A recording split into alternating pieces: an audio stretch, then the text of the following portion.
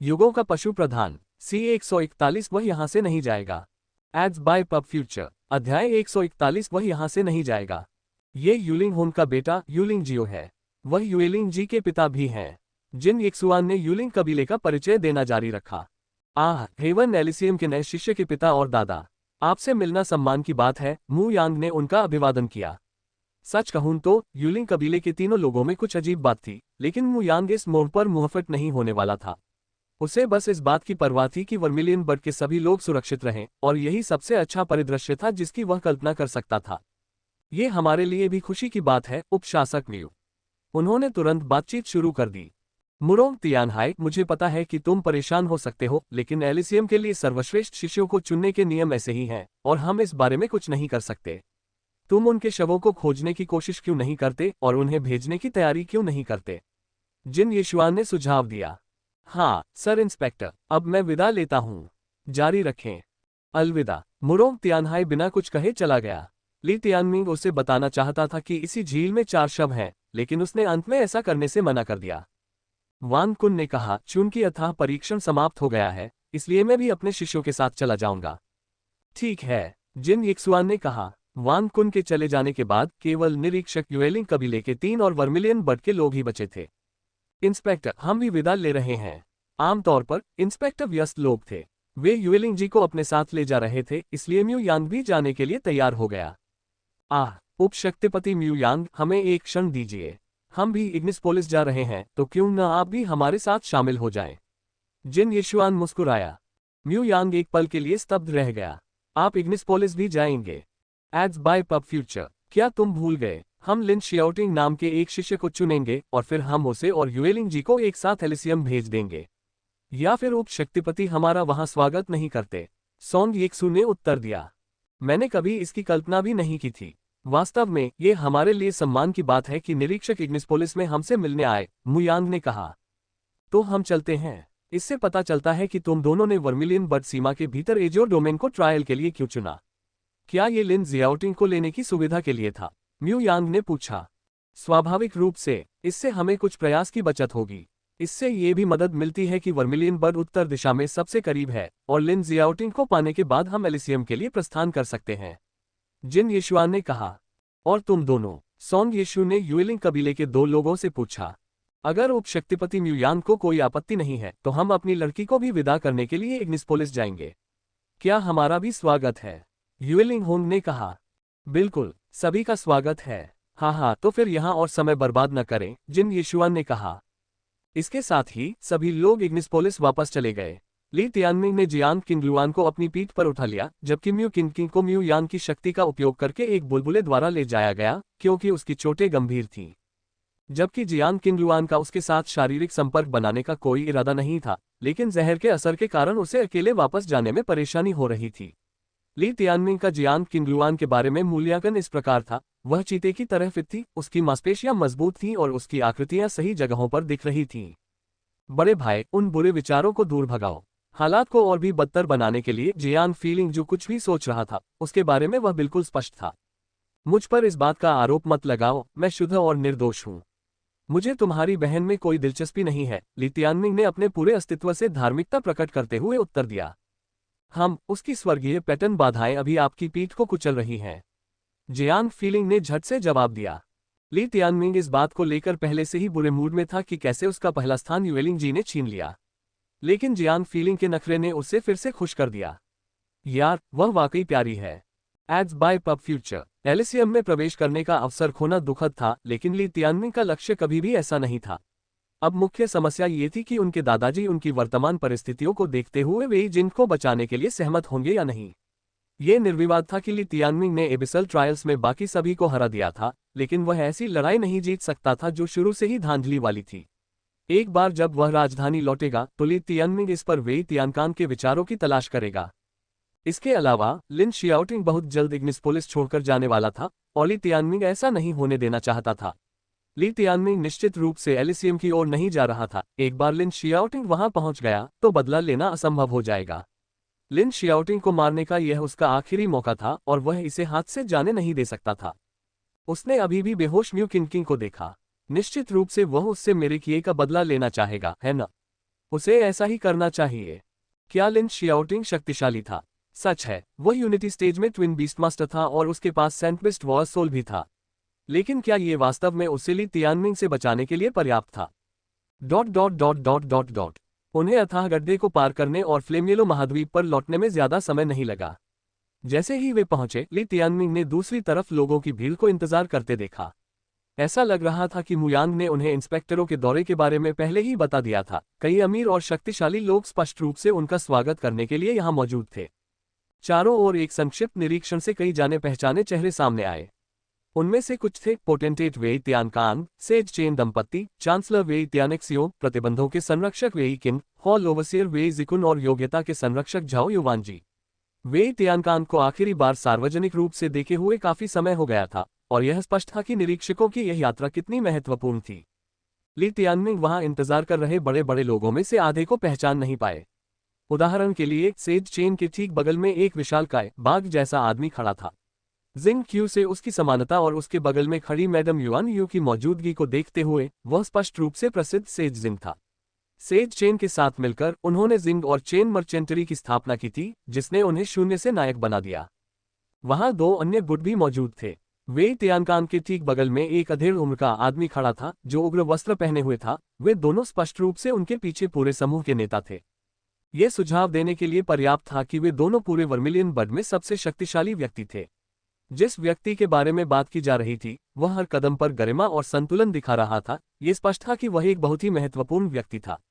ये निश्चित रूप से सच था क्योंकि वह वर्मिलियन बर्ड का शासक था, वर्मिलियन बर्ड किंग। वह जियांग किंगलुआन का पिता और जियांग फीलिंग का दत्तक पिता भी था।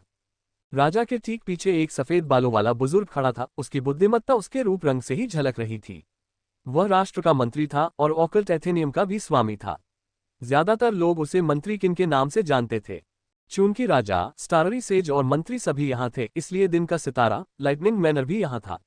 लिन शियाओटिंग के पास 40 साल का एक आदमी खड़ा था। उसके चेहरे पर एक भयावह भाव था। वह टेम्पेस्ट रेजिमेंट का कमांडर था, रेजिमेंट मार्शल लिन तियानजियान। लिन तियानजियान के बगल में बैंगनी रंग की पोशाक पहने एक और बुजुर्ग था। हालांकि बुजुर्ग थोड़ा झुका हुआ था, वेई तियानकान की तरह उसकी आंखों में भड़की बैंगनी तूफान भयानक था। वह राष्ट्र का दूसरा स्तंभ था, बिजली का स्वामी। मंत्री किन, वेई तियानकांग और लाइटनिंग सेगनूर सभी पिछली पीढ़ी के वरिष्ठ थे और उन्होंने कमोबेश अपनी भूमिकाएं अपने अपने वंशजों को पहले ही सौंप दी थीं। फिर भी वे आज भी निरीक्षकों का स्वागत करने आए, जिससे पता चलता है कि यह आयोजन कितना महत्वपूर्ण था। जियांग चेन वर्मिलियन बर्ड के लोगों के साथ दोनों निरीक्षकों का अभिवादन करता है। जिस क्षण वे गड्ढे से बाहर निकले, राजा ने झुककर भीड़ का नेतृत्व किया। ली तियानमिंग ने यह दृश्य देखा तो हमारे राजा को भी दो उप निरीक्षकों का सम्मान करना चाहिए। Ads by pub Future. सिंदूर पक्षी राजा। जिन यशुआन मुस्कुराते हुए उसके पास आया। आज वर्मिलियन बर्ड में इंस्पेक्टरों का हमारे साथ आना हमारे लिए सम्मान की बात है। हमने महल में एक दावत रखी है, इसलिए कृपया मेरे साथ आइए। यूलिंग कबीले के हमारे 3 दोस्तों का भी स्वागत है, राजा ने जवाब दिया। उसके चेहरे पर एक चमकदार मुस्कान थी। उसने कुछ समय पहले ही यह खबर सुनी थी कि उसकी 2 बेटियां सुरक्षित है, इसलिए उसका ध्यान इंस्पेक्टरों पर चला गया था। राष्ट्र के शासक के रूप में मेजबान की भूमिका स्वाभाविक रूप से उसके पास आ गई। हालांकि सोंग येक्सू का जवाब अप्रत्याशित था। कोई जरूरत नहीं, हम आपको परेशान नहीं करेंगे। यात्रा का हमारा मुख्य उद्देश्य लिन जियाओटिंग को उठाना है, इसलिए हम सीधे लाइटनिंग मैनर जाएंगे। हम वहां लिन जियाओटिंग की प्रतिभा का परीक्षण करेंगे जब हम वहां होंगे। लेकिन यह सुनकर राजा चौंक गया। लेकिन चूंकि निरीक्षक ऊंचे पद पर थे, इसलिए वह केवल इतना ही कह सका, लिन झाओ, लिन तियानजियान, सुनिश्चित करें कि निरीक्षकों के साथ उचित व्यवहार किया जाए। निश्चित रूप से महाराज। लाइटनिंग सेगनोर, लिन झाओ मुस्कुराया। ऐसा लग रहा था जैसे उसे पता था कि निरीक्षक महल का दौरा नहीं करने वाले थे। इस तरफ से आएंगे सर इंस्पेक्टरों। लिन तियानजियान मुस्कुराया। आप लिन जियाओटिंग होंगे। जिन यशुआन ने तुरंत लिन तियानजियान के बगल में खड़े किशोर को देखा। जियाओटिंग ने दोनों सर इंस्पेक्टरों का अभिवादन किया। लिन जियाओटिंग ने गंभीर रूप से घायल म्यू किंग पर एक त्वरित नजर डाली और फिर मुस्कुराहट के साथ इंस्पेक्टरों का अभिवादन किया। बुरा नहीं है, तुम सच में भाग्यशाली हो कि हमारे बॉस को तुम में दिलचस्पी है। एक बार जब हम जागीर में पहुंच जाएंगे तो मैं व्यक्तिगत रूप से तुम्हारा परीक्षण करूंगा, जिन येक्सुआन ने कहा। उनका बॉस, वह कौन हो सकता है? जरूर इंस्पेक्टर साहब। उसकी आवाज में उत्साह भर गया। वह काफी ताकतवर है और देखने में भी काफी सुंदर है। यूलिंग जी ने लिन जियाओटिंग को देखा, उसका चेहरा हल्का सा लाल हो गया था। अपने आप को व्यवस्थित रखो, युएलिंग जियाओ ने उसे याद दिलाया। लिन शियाओटिंग ने भीड़ के बीच से भी लड़की को मुस्कुराते हुए देखा था। उसने भी उसे देखकर मुस्कुराते हुए कहा, मिस यूलिंग, ट्रायल में प्रथम स्थान पाने के लिए बधाई। मैं इंस्पेक्टर के मानकों पर खरा उतरने की पूरी कोशिश करूंगा और एलिसियम में आपके साथ शामिल हो जाऊंगा। अपना सर्वश्रेष्ठ प्रयास करो, ठीक है? युएलिंग जी ने कहा। बेशक, मैं निश्चित रूप से मिस युएलिंग को निराश नहीं करूंगा। जाहिर है, म्यू यांग ने उन्हें इससे पहले भी युएलिंग जी की जीत के बारे में सूचित किया था। जैसे ही वे बोलते रहे, लाइटनिंग सेगनोर और लिन तियानजियान ने 2 निरीक्षकों और यूलिंग कबीले को लाइटनिंग मैनर की ओर ले गए। इससे अजीब राजा और वेई तियानकांग एक तरफ लटके रह गए। हालांकि यह असभ्य था, लेकिन निरीक्षक एलिसियम से आए थे और यही बात मायने रखती थी। उसी समय ली तियानमिंग ने म्यू किंकिंग को देखा, जो अपने बॉयफ्रेंड को यूलिंग जी से बात करते हुए देखने के लिए समय पर जाग गई थी। उसने देखा होगा कि कैसे लिन शियाओटिंग ने यूलिंग जी के साथ खुशी खुशी चलने से पहले बस एक नज़र उस पर डाली थी। दूसरों ने भी इस बात पर ध्यान दिया था, और यह सब ली तियानमिंग की उम्मीदों के अनुरूप ही था। ऐसा लगता है कि आज कर्म जल्दी आ गया। Ads by pub Future. संपर्क टॉस साइट मैप दान करें, मेनू दिखाओ। उपन्यास ऑनलाइन पूरा पढ़े। उपन्यास बिन। उपन्यास युगों का पशु प्रधान। अध्याय 142। मैं बहुत आलसी हूँ। गुणा प्रिय पाठकों, अधिक अध्यायों के अनुवाद में हमारी टीम की सहायता के लिए यहाँ दान करें। URL। युगों का पशु प्रधान C 142। मैं बहुत आलसी हूँ। Ads by pub Future. अध्याय 142। मैं बहुत आलसी हूँ। स्वर्ग के अभयारण्य में तनाव भरा माहौल तब खत्म हो गया जब उपनिरीक्षक लाइटनिंग मैनर और यूलिंग कबीले के लोगों को अपने साथ लेकर चले गए। उसी समय एबिसल ट्रायल में भाग लेने वाले सभी युवा अपने अपने परिवारों में लौट आए। जहां तक जियांग फीलिंग की बात है, तो वह इतने लंबे समय तक ली तियानमिंग में बंद रहने के कारण घुटन महसूस कर रही थी, और उनके जाने के साथ ही लड़की ने तुरंत उसका शरीर छोड़ दिया। जब ऐसी आदर्श लड़की ली तियानमिंग के सामने आई, तो ली तियानमिंग को लगा कि उसकी आध्यात्मिक आसक्ति में कुछ कमी है, क्योंकि इसने उसे उसके प्यारे और मनमोहक चेहरे को देखने से रोक दिया। उसे कुछ दिनों तक न देखने के बाद वह पहले की तरह ही जीवंत बनी रही। ली तियानमिंग की नजर नीचे की ओर गई। उसने देखा कि उसकी स्वर्गीय पैटर्न बाधाएं थोड़ी बढ़ गई थीं। तुम कहाँ देख रहे हो, छोटे बदमाश? किसी ने उसके कान पर चुटकी काटी, और वह जियांग किंगलुआन की ओर देखने लगा, जिसने उसे उसके दुष्ट कृत्य के बीच में पकड़ लिया था। तुम क्या कह रहे हो? निर्दोष को बदनाम मत करो। सुनो, तुम अब गंभीर रूप से घायल हो, इसलिए अब तुम्हारी पहली प्राथमिकता घर जाकर अपनी चोटों का इलाज करवाना होना चाहिए। ली तियानमिंग ने सही कहा। जैसे ही वे बात कर रहे थे, सिंदूरी पक्षी राजा वहां चला आया। उसका चेहरा एक विकृत भाव से मुड़ गया। हालांकि ली तियानमिंग इसका मूल नहीं था, बल्कि यह था कि निरीक्षकों ने उसके निमंत्रण को अनदेखा कर दिया था और इसके बजाय उसके नौकर के घर चले गए थे। अगर यह बात फैलती तो उसकी प्रतिष्ठा को नुकसान पहुंचना तय था। किंग एर, लिंग एर, पिताजी। दोनों युवतियों ने सिंदूरी पक्षी राजा के सामने बहुत आज्ञाकारी व्यवहार किया। अपने सिर नीचे झुकाए हुए उन्होंने खुद को हिलने से रोका। यह अच्छी बात है कि तुम ठीक हो। सिंदूरी पक्षी राजा ने राहत की सांस लेने से पहले उन्हें स्कैन किया। तुम ली तियानमिंग हो? उसकी नजर उस पर चली गई। नमस्कार महामहिम। ली तियानमिंग ने जल्दी से सलामी दी। यह उनके भावी ससुर थे, इसलिए उन्हें अच्छा प्रभाव देना सर्वोपरि था। सिंदूर पक्षी राजा ने जवाब में सिर हिलाया, लेकिन बस इतना ही। स्पष्ट रूप से वह एबिसल ट्रायल्स में ली तियानमिंग के प्रदर्शन से अनजान था। राजा ने आदेश दिया, तुम दोनों आराम करने के लिए मेरे पीछे आओ। पिताजी, सबसे पहले मुझे ली तियानमिंग की ओर से कुछ कहना है, जियांग किंगलुआन ने अचानक कहा। Ads by pub Future. यह क्या है? कुछ महत्वपूर्ण बात? जियांग किंगलुआन ने गंभीरता से उत्तर दिया। ली तियानमिंग ने उसकी ओर देखा। उसने ऐसा करने की पहल की थी, बिना उसके कहे कि वह उसकी मदद करे। ऐसा इसलिए था क्योंकि वह उसकी ओर से क्रोधित थी। जियांग किंगलुआन अच्छी तरह से जानती थी कि ली तियानमिंग ने पहले जब्त करने की कोशिश की थी ताकि वह अपनी मां को बचा सके। यह देखकर कि वह कितनी गंभीर थी, राजा ने सिर हिला दिया। सभी लौटने वालों को लेने के लिए कोई न कोई था। राजा 2 राजकुमारियों को लेने आया था। स्टाररी सेज अपने बेटों को लेने आए थे और युद्ध के स्वर्गीय संरक्षक वांग झाओयुआन मोलिन के लिए यहाँ थे। जब उन्होंने सुना कि एक्वामरीन का पक्ष पूरी तरह से नष्ट हो गया है, तो उनके माता पिता और गुरुओं को पता था कि बच्चों की सुरक्षित वापसी पहले से ही जश्न का कारण थी। एकमात्र व्यक्ति जिसका कोई इंतजार नहीं कर रहा था, वह थी म्यू किंग। लाइटनिंग मैनर को ऐसा करना चाहिए था, लेकिन वे उठकर चले गए थे। लिन शियाओटिंग के लिए, जिसे उसकी गंभीर चोटों पर गुस्सा आना चाहिए था और फिर ली तियानमिंग को पीटना चाहिए था, उसने यूलिंग जी से बातचीत करने से पहले उसे केवल एक नज़र देखा था। म्यू किंग तब जाग गई थी जब वे अभी भी अथाह गड्ढे में थे। अब वह बस एक कोने में लेटी हुई थी, उसका चेहरा पीला पड़ गया था। उसके अलौकिक गुरु लियू जुयाओ के पास प्रवेश करने की योग्यता नहीं थी और वह बाहर इंतजार कर रहा था। आखिरकार ये निरीक्षकों को प्राप्त करने का स्थान था। वास्तव में न तो जू लान और न ही युआन यू को अंदर आने की अनुमति थी। हालांकि अपने बेटों को याद करने के कारण राजा ने उनके लिए एक विशेष अपवाद रखा था, हालांकि उन्हें बोलने की मनाही थी। बाहर से दो लोग म्यू किनकिंग की ओर दौड़े। वे लियू जुयाओ और लिन जियाओ जियाओ थे। बड़ी बहन किनकिंग लिन जियाओ शियाओ ने घबराकर जल्दी से उसे उठाया। जैसे ही उसने म्यू किनकिंग की दयनीय हालत देखी, उसकी आंखों से आंसू बहने लगे।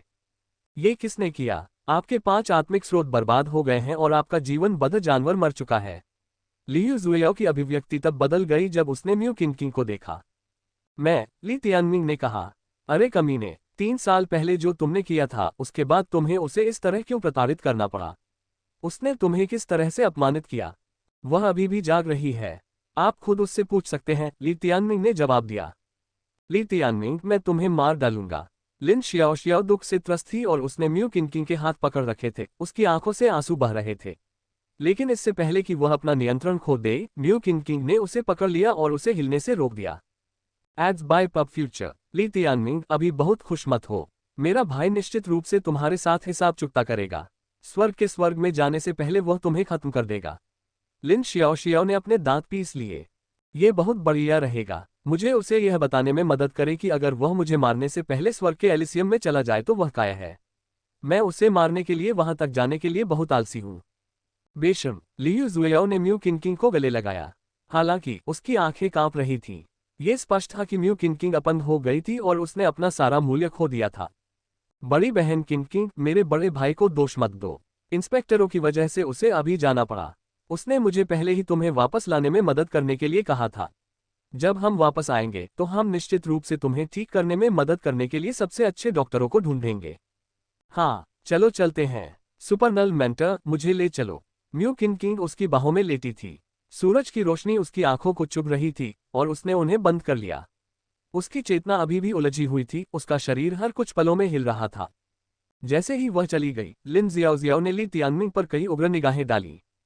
हालांकि ली तियानमिंग पूरी तरह शांत रहे।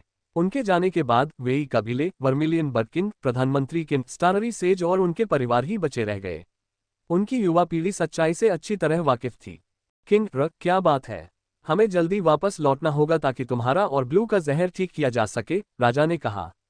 जियान किंगलुआन ने ली तियानमिंग की ओर देखा, लेकिन उसने उसे रुकने का कोई संकेत नहीं दिया। महाराज, उप महाराज, दरअसल हमें लगता है कि ली तियानमिंग को पहला स्थान मिलना चाहिए। जियान किंगलुआन ने पूरी गंभीरता से उनकी ओर देखते हुए कहा। असंभव, निरीक्षकों ने पहले ही कह दिया था कि यूलिंग जी ने बाकी सभी को हरा दिया है और गहरा मन्ना प्राप्त किया है, और वह निर्विवाद रूप से नंबर 1 है। मु यांग ने कहा।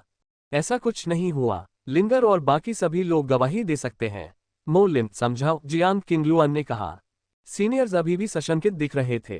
केवल म्यू यांग के चेहरे पर गंभीरता थी, क्योंकि उसने एबिसल बैटलफील्ड में कुछ सुराग देखे थे। मुझे प्रशिक्षु भाई तियानमिंग के लिए बोलने दो। मो लिन बाहर आया। वह ली तियानमिंग के उसे बचाने के उपकार को नहीं भूलेगा। मैं तब से शुरू करूंगा जब उसने मुझे बचाया था। इससे वेई तियानकांग, वेई तियानेक्सियोग और वेई जिकुन सहित सभी लोग ली तियानमिंग की ओर देखने लगे। जब उन्होंने यूलिंग जी के प्रथम होने की घोषणा सुनी तो उनकी शर्त में रुचि खत्म हो गई थी। वैसे भी यह उनकी उम्मीदों के अनुरूप ही था। हालांकि अब राजकुमारी किंग और मो लिन क्या कहना चाह रहे थे। Ads by pub Future. Mo Lin ने अपनी कहानी शुरू की, जिसमें हर विवरण स्पष्ट रूप से बताया गया, उस समय से जब ली तियानमिंग ने उसे बचाया, युएलिंग जी की उसके हाथों हार तक, और विस्तार से बताया कि कैसे वह पराजित हुई और उसका जीवित जानवर बुरी तरह घायल हो गया। हर कोई उसकी कहानी पर यकीन नहीं कर सका, यहां तक कि जब उसने अपनी कहानी पूरी कर ली थी। राजकुमारी किंग, क्या तुम्हें नहीं लगता कि यह बात थोड़ी अटपटी है? जू लैन खुद को रोक नहीं पाए और बोली। उसे यह कहानी हास्यास्पद लगी। दुनिया में इतनी सारी साजिशें और योजनाएं कब थीं? केवल कमजोर लोग ही साजिश के सिद्धांतों पर विश्वास करते हैं। चुप रहो, सेज चेन ने उसे खींचकर दूर कर दिया। वर्तमान में यहाँ उसकी स्थिति सबसे कम थी। यहाँ तक कि वेई तियानकांग ने भी अभी तक कोई सवाल नहीं उठाया था, तो वह कैसे कर सकती थी? राजकुमारी लिंग के आध्यात्मिक लगाव और एबिसल युद्ध क्षेत्र में एक और सफलता के साथ प्रशिक्षु भाई तियानमिंग के पास भयानक युद्ध कौशल है। यह मो लिन का उसके बारे में दिल से किया गया मूल्यांकन था। मो लिन ने म्यू किनकिंग के बैंगनी रक्तछाप, जियान किंगलुआन को बंधक बनाए जाने और स्वर्ग से बिजली गिरने के बारे में बात करना जारी रखा। पिताजी, अगर वह न होते तो मैं मर चुका होता। कृपया मुझ पर और मो लिन पर विश्वास करें, जियांग किंगलुआन ने ईमानदारी से कहा। सभी वरिष्ठों ने एक दूसरे को देखा, जिसमें वेई तियानकांग भी शामिल था। सभी के चेहरे तटस्थ थे और उन्होंने एक शब्द भी नहीं कहा, जिससे उनके विचार स्पष्ट हो गए। मो लिन, जारी रखो, राजा ने कहा। मो लिन ने सिर हिलाया। उसे नहीं पता था कि बिजली के इस अजीब तूफान का क्या मतलब था, लेकिन मुख्य बात यह थी कि ली तियानमिंग ने म्यू किंग को हरा दिया था और जियांग किंगलुआन को बचा लिया था। फिर वह हिस्सा आया जहां इंस्पेक्टर आए, साथ ही उन्होंने क्या कहा और कैसे उन्होंने ली तियानमिंग को शाही मन्ना दिया। वेई तियानकांग ने ली तियानमिंग की ओर देखा। 3 नुकीले इलेक्ट्रोस्पाइक को बाहर निकालो। ली तियानमिंग ने इसे बाहर निकाला। क्या बेवकूफ है, वह बिजली प्रकार का नहीं है, तो 3 नुकीले इलेक्ट्रोस्पाइक को क्यों चुना?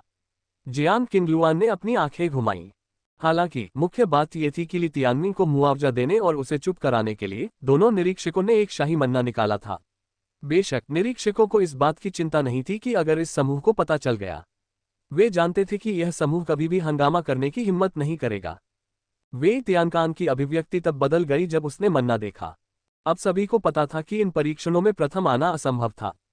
हालांकि ली तियानमिंग चाहते थे कि उन्हें, विशेष रूप से वेई तियानकांग को, सच्चाई पता चले। मो लिन को अपनी कहानी पूरी करने में ज्यादा समय नहीं लगा और बाकी लोगों ने सिर हिला दिया। इंस्पेक्टरों के शब्द शायद कुछ ऐसे नहीं थे जो युवाओं का ये समूह बना सकता था। चेन हाओ, जिंग क्यू, क्या ये सच है? ऋषि जिंग ने अचानक पूछा। चेन हाओ और जिंग क्यू ने अपने दांत पीस लिए, यह मानने को तैयार नहीं थे कि ली तियानमिंग वाकई स्वर्ग विरोधी थे। हालांकि वे इस भीड़ के सामने इसे कैसे नकार सकते थे? वास्तव में ये दोनों भाई केवल ली तियानमिंग की वजह से जीवित हैं। आप दोनों को कुछ आभार दिखाना चाहिए, जियांग किंगलुआन ने ठंडी आवाज में कहा। उसे वापस आते समय पूरी जानकारी मिल चुकी थी। राजकुमारी किंग, तुम्हारा क्या मतलब है? जू लैन की अभिव्यक्ति बदसूरत हो गई। Ads by pub Future. संपर्क टॉस साइट मैप दान करें, मेनू दिखाओ। उपन्यास ऑनलाइन पूरा पढ़े। उपन्यास बिन। उपन्यास युगों का पशु प्रधान, अध्याय 143, वेई तियानकांग का निर्णय। गुणा प्रिय पाठकों, अधिक अध्यायों के अनुवाद में हमारी टीम की सहायता के लिए यहां दान करें। URL: युगों का पशु प्रधान, C143, वेई तियानकांग का निर्णय। पब फ्यूचर द्वारा विज्ञापन। अध्याय 143, वेई तियानकांग का निर्णय। उन दोनों ने पहले ली तियानमिंग के खिलाफ एक गिरोह बनाया और तुरंत हार गए। हेप्टा तारांकित पंख वाले शेर को भी काफी नुकसान हुआ। इस वजह से वे जल्दी ही छिप गए, लेकिन इससे वे यूलिंग जी के हाथों मरने से बच गए।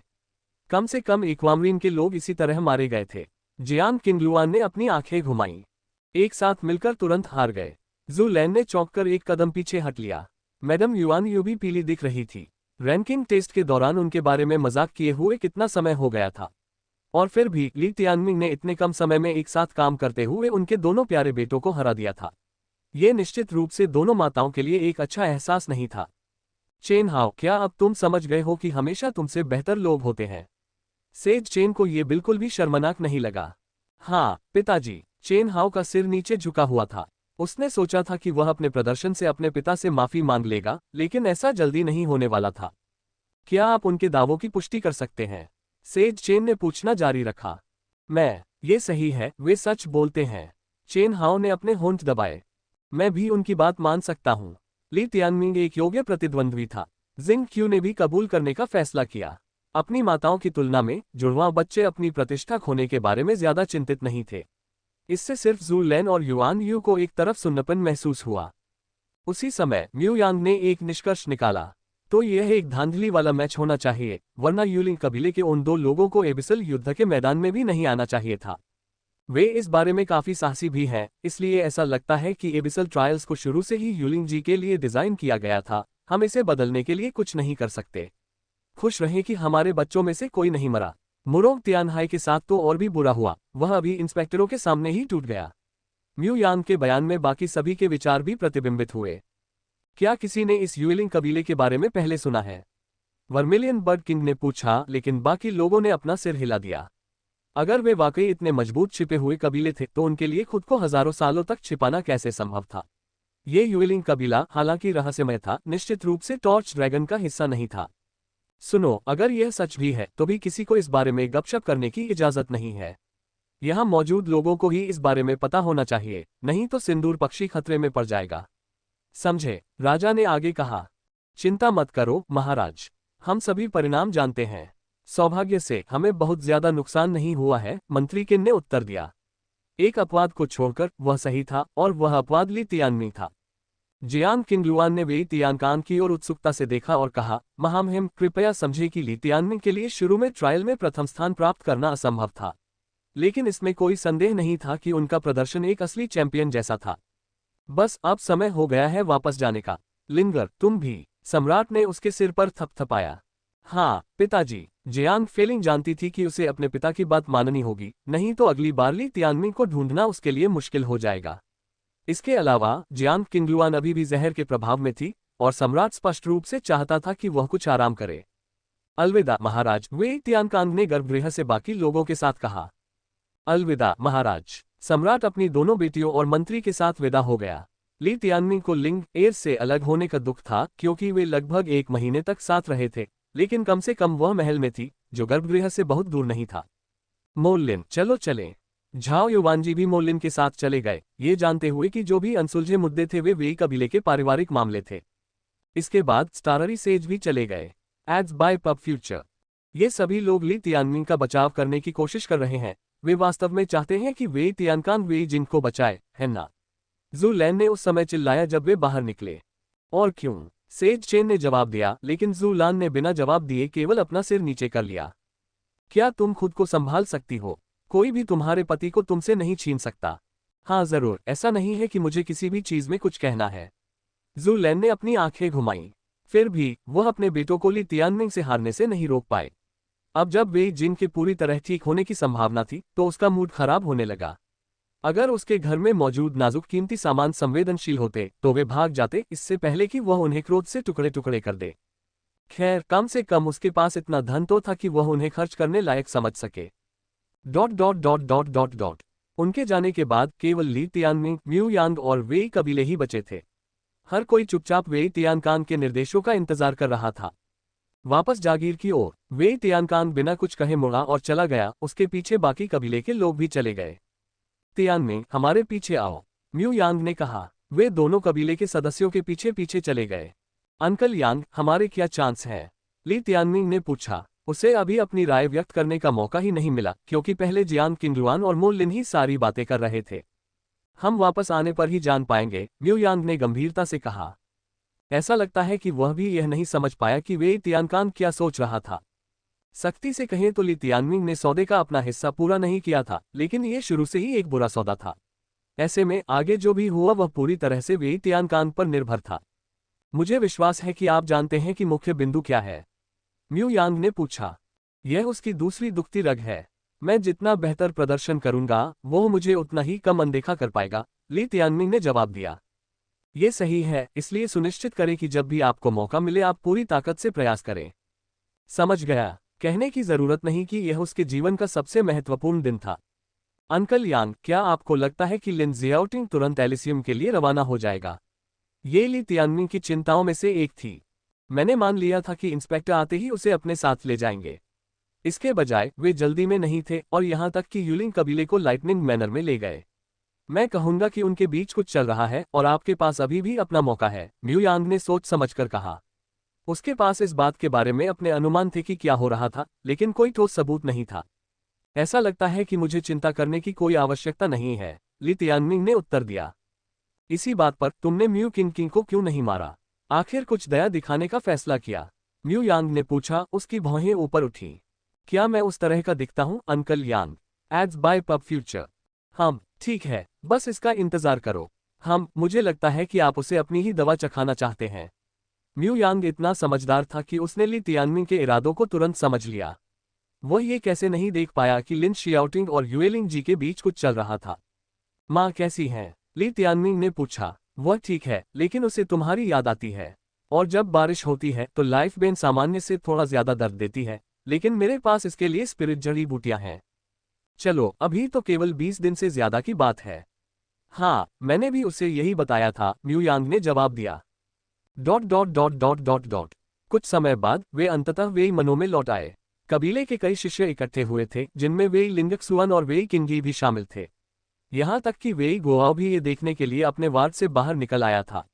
वह ये समाचार सुनने की उम्मीद कर रहा था कि ली तियानमिंग युद्ध के मैदान में मर गया है, लेकिन इसमें बहुत समय नहीं लगा इससे पहले कि उसने ली तियानमिंग और मू यांग को कबीले के बुजुर्गों के पीछे चलते देखा। वह अभी भी जीवित है।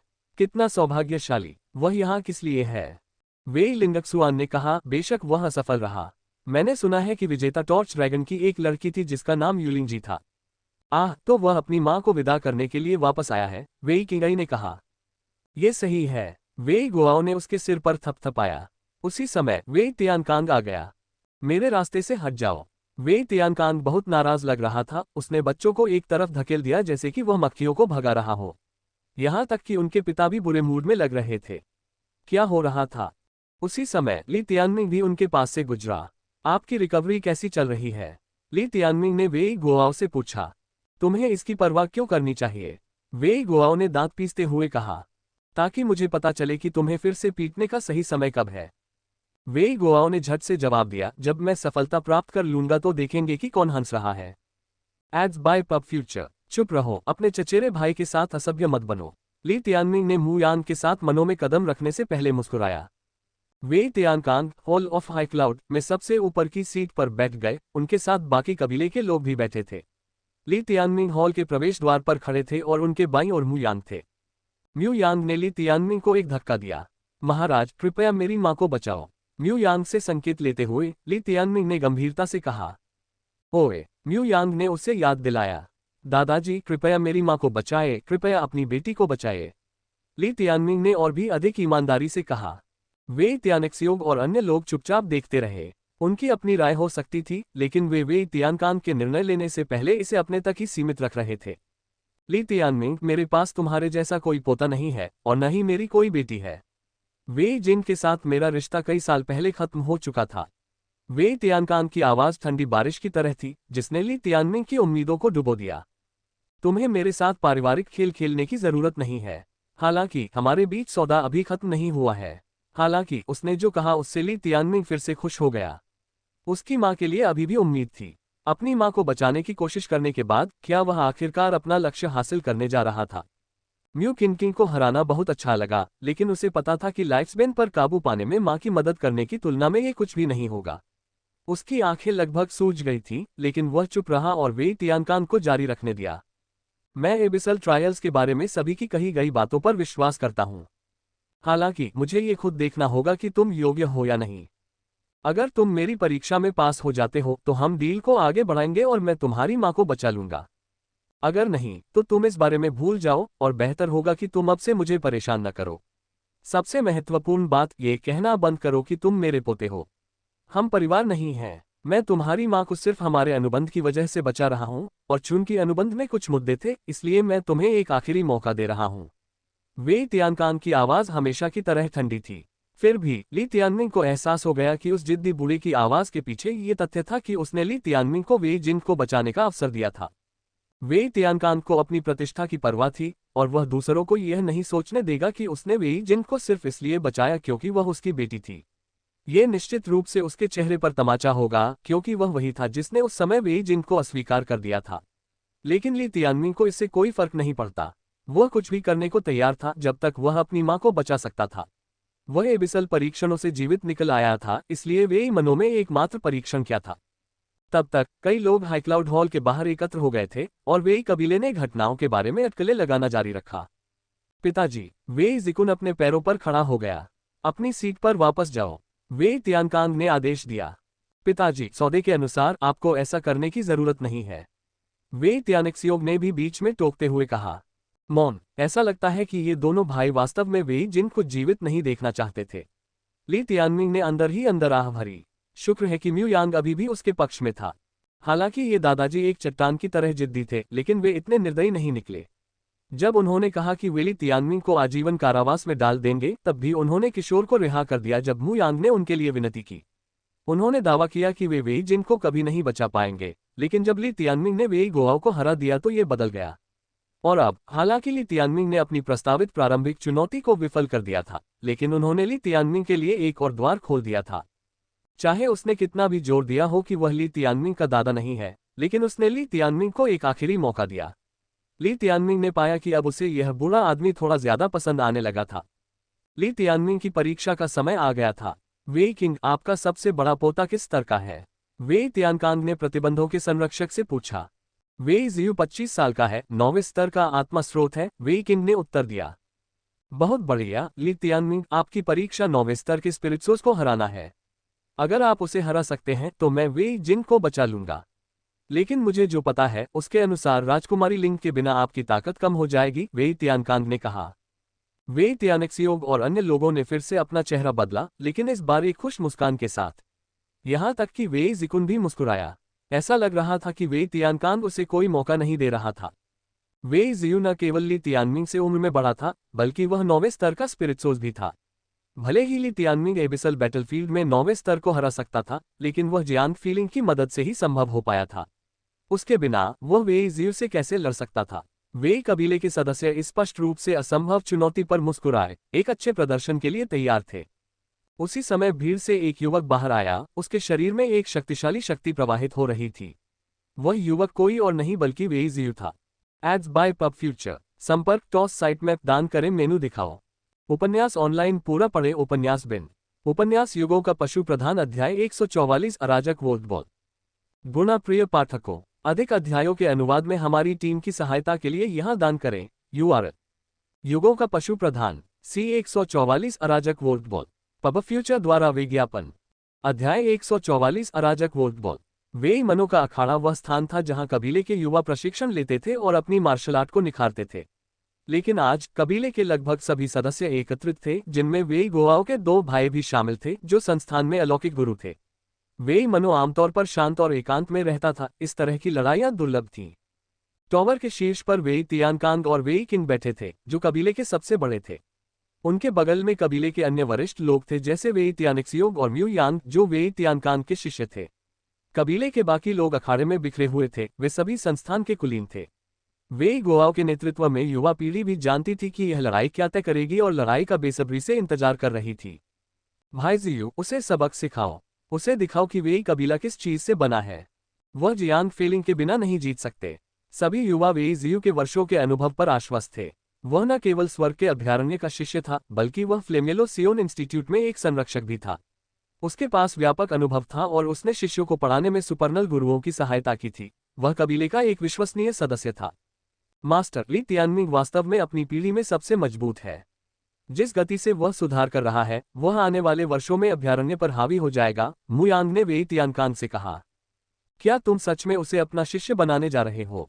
वे तियानक्सियोग ने पूछा। भले ही मुयांग के लिए वे गोवाओं को अपना शिष्य न बनाना वे तियानकांग का फैसला था, लेकिन वे तियानक्सियोग के मन में अभी भी एक पिता के तौर पर अपनी नाराजगी थी। मैं उस लड़के को ज्यादा कुछ नहीं सिखा सकता। उसका भविष्य वर्मिलियन बड में नहीं है, मुयांग ने जवाब दिया। हम इस लड़ाई के बाद देखेंगे। वे जिकुन ने कंधे उचका दिए। उसके दिमाग में ली तियानमिंग का रैंकिंग टेस्ट में प्रदर्शन था। भले ही उसके पास फ्लेमेलो रॉक का आशीर्वाद हो, लेकिन वह कुछ ही महीनों में 9वें स्तर के स्पिरिट्सोस को कैसे हरा सकता है? कोई भी इस बात पर यकीन नहीं करने वाला था, खासकर वह तो बिल्कुल नहीं। मुयांग। वे तियानकांग ने अपने शिष्य को पुकारा, लेकिन उसकी नजर अभी भी ली तियानमिंग पर थी, जो अखाड़े के अंदर था। हाँ master. Ads by pub Future. क्या आप जानते हैं कि मैं वे जिन को माफ क्यों नहीं कर सकता? क्योंकि ली यानफेग एक साधारण गंवार था, उसके बारे में कुछ भी खास नहीं था, और जिंग एर ने अपनी शादी के बारे में अपने फैसले खुद लिए थे। ये तुम्हारी वजह से है। वे तियानकांग ने आह भरी। क्या मतलब है गुरुजी? ये तुम्हारे साथ अन्याय था। जब मैंने तुम्हें शिष्य के रूप में अपनाया था तो मुझे उम्मीद थी कि तुम मेरे दामाद बनोगे, लेकिन वे जिन। म्यू यांग कुछ देर के लिए स्तब्ध रह गया। अब जब उसने इस बारे में सोचा तो उसे लगा कि उसके गुरु हमेशा से ही वे जिन को उसके हवाले करना चाहते थे, और उस समय वे दोनों एक आदर्श जोड़ी लगते थे। लेकिन उसके बाद जो हुआ उसकी कोई भी भविष्यवाणी नहीं कर सकता था। गुरुजी, ये सब पुरानी बातें हैं। मैं अब जवान नहीं रहा, मू यांग ने कहा। लेकिन वह पछतावा मुझे आज भी सताता है। वे तियानकांग ने अपनी मुट्ठी भींच ली। ली यानफेग तब भी उसके लिए कचरा था और अब भी कचरा है, तो वे जिन उसे क्यों चुनेगा? यहां तक कि म्यू यांग का प्रतिद्वंद्वी चेन यंग उस ली यानफेग से कहीं बेहतर था। उस चेन यंग को अब सेज चेन के नाम से जाना जाता था, जिसके नियंत्रण में जिंग और चेन व्यापारी थे और जिसकी संपत्ति एक राष्ट्र के बराबर थी। इसके विपरीत ली यानफेग अब एक साधारण गवर्नर था, जिसे लाइटनिंग मैनर से सहायता मांगनी थी। सब कुछ बहुत बढ़िया चल रहा था जब तक कि वह एबिसल बैटलफील्ड के ईस्टर्न डोमेन में नहीं चली गई। वह एक बिल्कुल अलग व्यक्ति बनकर लौटी। उसने न केवल खुद को अपने कमरे में बंद कर लिया, बल्कि वह ली यानफेंग के साथ भी आ गई। वे तियानकांग ने फिर से आह भरी। म्यू यांग ने कुछ नहीं कहा। उसे ईस्टर्न डोमेन की यात्रा के लिए वे जिन के साथ शामिल होना था। लेकिन जब से वह लौटी उसे पता चल गया कि कुछ गड़बड़ है। वह बहुत अधिक मानसिक रूप से परेशान हो गई, यहाँ तक कि कुछ हद तक उदास भी हो गई। और 3 महीने बाद वह ली यानफेंग के प्यार में पड़ गई। लेकिन मास्टर, वो बच्चा निर्दोष है। म्यू यांग ने ली तियानमिंग की ओर इशारा किया। जब वे बोल रहे थे, वे तियानिक्सियोंग और वे जिकुन एक तरफ से सुन रहे थे। वे सभी ने खुद ही घटनाओं को देखा था और वे सभी म्यू यांग के लिए बुरा महसूस कर रहे थे। निर्दोष? क्या तुमने 3 साल पहले उसके द्वारा किए गए अत्याचार के बारे में नहीं सुना? जैसा बाप वैसा बेटा। वे जिकुन ने गुस्से से अपने दांत पीस लिए। यही वह जगह है जहां आप गलत हैं। लड़के ने 3 साल पहले खुद से सेंट वेस्ट वॉज सोल प्राप्त किया था। यह म्यू किंग ही थी जिसने लिन शियाओटिंग के करीब आने के लिए उसका इस्तेमाल किया, जिसके कारण उसका जानवर मारा गया और सेंट वेस्ट वॉज सोल छीन लिया गया। अंत में उसे हर चीज के लिए दोषी ठहराया गया।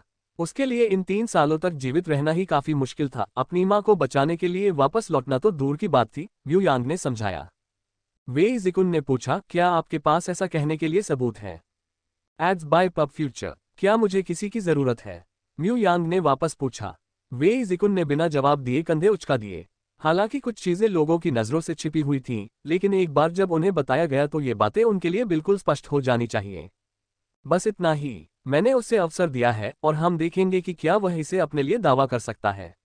वे तियानकांग ने अपने हाथ हिलाए। आप शुरू कर सकते हैं।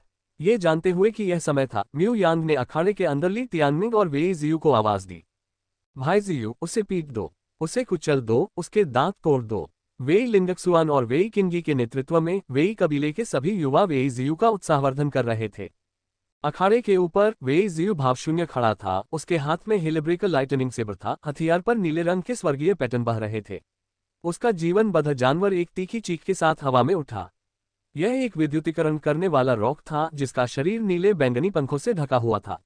जब वह अपने पंखों को फड़फड़ाता था तो बिजली के बोल्ट उसके पंखों से होकर गुजरते थे। विद्युतीकरण रॉक एक उच्च स्तरीय 6 सितारा पक्षी जानवर था, लेकिन सबसे महत्वपूर्ण बात यह थी कि यह बिजली प्रकार का था। बिजली प्रकार? ली तियानमिंग मुस्कुराया। वे कबीले के सदस्य ज्यादातर धातु प्रकार के थे, जबकि ली तियानमिंग के एबिसल युद्ध क्षेत्र में जाने से पहले इसमें कोई अंतर नहीं था, लेकिन अब चीजें बहुत अलग थीं। आखिरकार ये देखने का समय आ गया है कि जुड़वां जानवरों के स्वामी कितने शक्तिशाली हैं। उसके डेंटियन में 2 आत्मा स्रोत सामंजस्य में मौजूद थे। बाईं ओर एक ज्वलंत बवंडर के आकार का नरक स्रोत था और दाईं ओर समान आकार का बिजली स्रोत था जो बिजली के बादलों के समुद्र जैसा दिखता था। ये परिवर्तन ली तियानमिंग की आंखों में भी दिखाई दिया। उसकी बाईं आंख नारकीय लपटों से जल रही थी और उसकी दाहिनी आंख रात के आसमान की तरह काली और अनगिनत बिजली के बोल्टों से भरी हुई थी। वे कबीले में कोई नहीं जानता था कि वह बिजली की शक्ति को भी नियंत्रित करता है। ये लो। अपने हाथ के एक झटके से ली तियानमिंग ने अपने जीवित जानवरों को बुलाया। एक छोटा सा चूजा उसके जीवन बद्ध स्थान से बाहर आया। उसके छोटे छोटे पंख उसके सिर के ऊपर फड़फड़ा रहे थे। वे गोवा और अन्य लोगों ने पहले भी उसके आतंक का प्रत्यक्ष अनुभव किया था, इसलिए वे जानते थे कि यह कोई ऐसा प्रतिद्वंद्वी नहीं था जिसे वे तुच्छ समझ सकें। लेकिन उस छोटी काली बिल्ली के पंजों में क्या था? बिल्ली उस छोटे चूजे से ज्यादा बड़ी नहीं थी। उसके गुलाबी पंजे हवा में पंजे मार रहे थे और उसकी छोटी पूंछ हर जगह झूल रही थी। म्याओ म्याओ, अपने भाई मुर्गे के साथ युद्ध में चलो। छोटा चूजा युद्ध के लिए तरस रहा था, उसकी आत्मा जल रही थी। Ads by pub Future. म्याओ, भाई मुर्गी, मुझे सोना है। म्याओ। दूसरी ओर बिल्ली बहुत नींद में थी, उसकी आंखें भी मुश्किल से खुली थीं। लड़ाई के लिए सो जाओ। म्याओ। उद्धरण चिन्ह डॉट डॉट डॉट उद्धरण चिन्ह। ली तियानमिंग ने अपनी भौहें सिकोड़ते हुए महसूस किया। काली बिल्ली से उसे ऐसी भव्यता की उम्मीद नहीं थी। लानत है तुम पर और तुम्हारी नींद पर। इस व्यक्ति को हरा दो और मैं तुम्हें लगातार 3 दिन सोने दूंगा। छोटी लड़की ने सिरदर्द के साथ कहा। झूठ। तुम मुझे अपने साथ खेती करने के लिए मजबूर करोगे। म्याऊं। सारी हलचल के बाद काली बिल्ली अनिच्छा से जाग गई। अपनी नींद में खलल पड़ने से नाराज होकर उसकी नीलम जैसी नीली आंखें वे जियू और इलेक्ट्रीफाइंग रॉक पर टिकी हुई थीं। तुरंत उसकी पुतली एक महीन रेखा में बदल गई और उसकी आंखों से बिजली बहने लगी। तुमने भाई मुर्गे को मुझे जगाने पर मजबूर कर दिया। तुम ही अपराधी हो। म्याऊं। वह इतना क्रोधित था कि उसकी पूंछ भी फूल गई थी। ली तियानमिंग मुस्कुराया। उसके लिए काली बिल्ली के सुबह के अवसाद का उपयोग करना कितना सुविधाजनक था। उस अवस्था में उसमें छोटे चूजे से भी ज्यादा लड़ने की इच्छा शक्ति थी। आखिरकार वह ली तियानमिंग या अपने भाई मुर्गे पर अपना गुस्सा नहीं निकाल सकता था, इसलिए वह केवल अपने दुश्मनों पर ही अपना गुस्सा निकाल सकता था। कई महीनों की प्रसवपूर्व शिक्षा के बाद नवजात शिशु अपने दो परिवार के सदस्यों से पहले से ही काफी परिचित था। जब वह अभी भी अपने अंडे में था, तब यंग हुओ ने उसे कई महीनों तक लात मारी थी, और आज पहली बार वह अपनी बिजली की शक्तियों का प्रदर्शन करने जा रहा था। लड़ने की शक्ति के मामले में काली बिल्ली अभी भी छोटी लड़की से थोड़ी पीछे थी। ये बस बहुत आलसी थी, इसने युद्ध कला को छुआ तक नहीं था जो इसे दी गई थी, और परिणामस्वरूप इसे मुट्ठी लड़ाई का सहारा लेना पड़ा। 9वें स्तर के स्पिरिट्सोज इलेक्ट्रीफाइंग रॉक के खिलाफ उन दोनों के लिए एक साथ लड़ना सुरक्षित था। तो ये था जुड़वा जानवरों का मालिक होने का एहसास। अब से मैं हमेशा 3 के खिलाफ 2 लड़ूंगा, ली तियानमिंग ने सोचा। इस बीच रॉक को 2 छोटे पालतू जानवरों द्वारा खुद को चुनौती देने की कोशिश करने पर गुस्सा आ गया। तुम उन 2 प्यारे जानवरों के साथ क्या करने जा रहे हो? वे जियो भी अपनी हंसी नहीं रोक पाया। वे निस्संदेह सबसे प्यारे जीवित जानवर थे जिन्हें उसने कभी देखा था। बाद में तुम्हें ये बात कहने का पछतावा होगा, ली तियानमिंग मुस्कुराया। निश्चित रूप से जब पहली टक्कर हुई तो वे जियो अवाक रह गया। छोटा चूजा एक जलती हुई गोली की तरह आसमान में उड़ गया, लेकिन वह भी काली बिल्ली की गति के बराबर नहीं था। एक फुर्तीला काला बोल्ट एक अचूक चाप को काटते हुए आगे निकल गया, और रॉक, जो जमीन से 30 मीटर ऊपर उड़ रहा था, ने अचानक अपनी पीठ पर कुछ बहुत छोटा और बहुत रोएदार महसूस किया। ये लो, म्याऊं। अगले ही पल काली बिल्ली ने अपने आकार से भी बड़े पंखों का एक टुकड़ा काट लिया। दर्द से व्याकुल होकर रॉक मुड़ गया और हवा में उछल पड़ा, लेकिन कुछ भी उस बिल्ली को अपनी पीठ से हटाने में सक्षम नहीं लग रहा था। काली बिल्ली छोटी थी, लेकिन उसके पंजे और दांत यंग हुओ के जैसे ही तीखे थे। यह मुझे नींद से जगाने के लिए है, म्याऊं। क्रोधित होकर विद्युतीकरण करने वाले रॉक ने अपनी आत्मा स्रोत क्षमता एमेथिस्ट थंडरवेब का उपयोग किया। उसके पंखों से एक तेज चमक निकली जो उसके धड़ पर फैल गई। बिजली के जाल में फंसी काली बिल्ली के साथ रॉक ने एक और तीखी चीख निकाली। लेकिन अगर रॉक ने सोचा कि इससे काली बिल्ली को बिजली का झटका लग सकता है, तो यह इससे ज्यादा गलत नहीं हो सकता। बिजली के कौशल की तुलना जेनेसिस कैस थंडरफेन से करना आपदा का नुस्खा था। काली बिल्ली ने अपना मुंह खोला और अपनी क्षमता अराजक वोल्टबॉल से जवाबी हमला किया। एक विशाल काली बिजली की गेंद चट्टान पर गिरी, जिससे उसका आधा सिर जल गया और वह काला हो गया। अखाड़े में सन्नाटा छा गया। Ads by pub Future. संपर्क टॉस साइट मैप दान करें, मेनू दिखाओ। उपन्यास ऑनलाइन पूरा पढ़े। उपन्यास बिन। उपन्यास युगों का पशु प्रधान अध्याय 145। वह एक बिल्ली है। गुणा प्रिय पाठकों, अधिक अध्यायों के अनुवाद में हमारी टीम की सहायता के लिए यहां दान करें। URL। युगों का पशु प्रधान C145 के एक बिल्ली है। पब फ्यूचर द्वारा विज्ञापन। अध्याय 145। वह एक बिल्ली है। छोटी सी लड़की भी सुस्त नहीं पड़ रही थी। हालांकि दोनों जानवर 5वें स्तर के स्पिरिट्सोज थे, लेकिन उनकी जानवर की गुणवत्ता और मात्रा दोनों में समान स्तर के अपने साथियों से कहीं आगे थी, और इसमें उनके अन्य फायदे भी शामिल नहीं थे। छोटी लड़की की इन्फिनल ब्लेज ने कैओटिक वोल्ट बॉल का पीछा किया, जिसने पहले ही काफी नुकसान कर दिया था। जवाब में पेंग ने जल्दी से अपनी स्पिरिट्सोज क्षमता ट्रिपल इलेक्ट्रिक स्ट्रीक का इस्तेमाल किया। हमला टूट गया, लेकिन अवशेष उसके शरीर पर गिर गए, जो तुरंत जलने लगा। दादाजी के सामने घुटने टेको, तुम पक्षी दिमाग वाले हो। युद्ध के इरादे से छोटी चिड़िया और काली बिल्ली ने पेन पर जमकर हमला किया। आकाश में बिजली चमकी, उनमें से प्रत्येक के पीछे कम से कम एक पंख चमक रहा था। वे जियो अपने इलेक्ट्रीफाइंग पेन को इस तरह हावी होते देख दंग रह गया। हेलेब्रेकर लाइटनिंग सेबर को हाथ में लेकर वह आसमान में उछल पड़ा। जैसे ही वह जमीन से उठा, एक धधकते ड्रैगन चेनब्लेड ने उस पर हमला किया। वे जियो ने अपनी कृपान उठाए और उसे रोक दिया, लेकिन वह हल्का सा विराम ली तियानमिंग के सामने आने के लिए पर्याप्त था। 3 स्प्रिंग भारी हमला। जुड़वा जानवरों का स्वामी बनने के बाद ली तियानमिंग के 3 स्प्रिंग हैवी स्ट्राइक में अब नरकीय स्रोत और बिजली स्रोत दोनों की शक्ति समाहित हो गई थी। ये केवल इसलिए संभव था क्योंकि उसका बायां हाथ उस सारी शक्ति को संभालने के लिए पर्याप्त रूप से मजबूत था। लगातार 3 मुक्कों ने वेई जियो को जमीन पर पटक दिया, जिससे उसके गिरने के स्थान पर दरारों का एक छोटा जाल बन गया। अंदर की उग्र शक्ति ने उसके शरीर को गर्मी से झुलसा दिया, जबकि अंदर की विद्युत शक्ति ने उसे सुन्न कर दिया। फिर से वेई जियो अपने पैरों पर कूद पड़ा, तभी ली तियानमिंग की चेनब्लेड उसकी ओर झपटी। निष्प्राण 7 चीखें, भूतिया चीखें उसके होश उड़ा रही थीं। 5वें रुख तक वेई जियो को निरस्त कर दिया गया था और 6ठे तक उसे एक जंजीर से अच्छी तरह से बांध दिया गया था।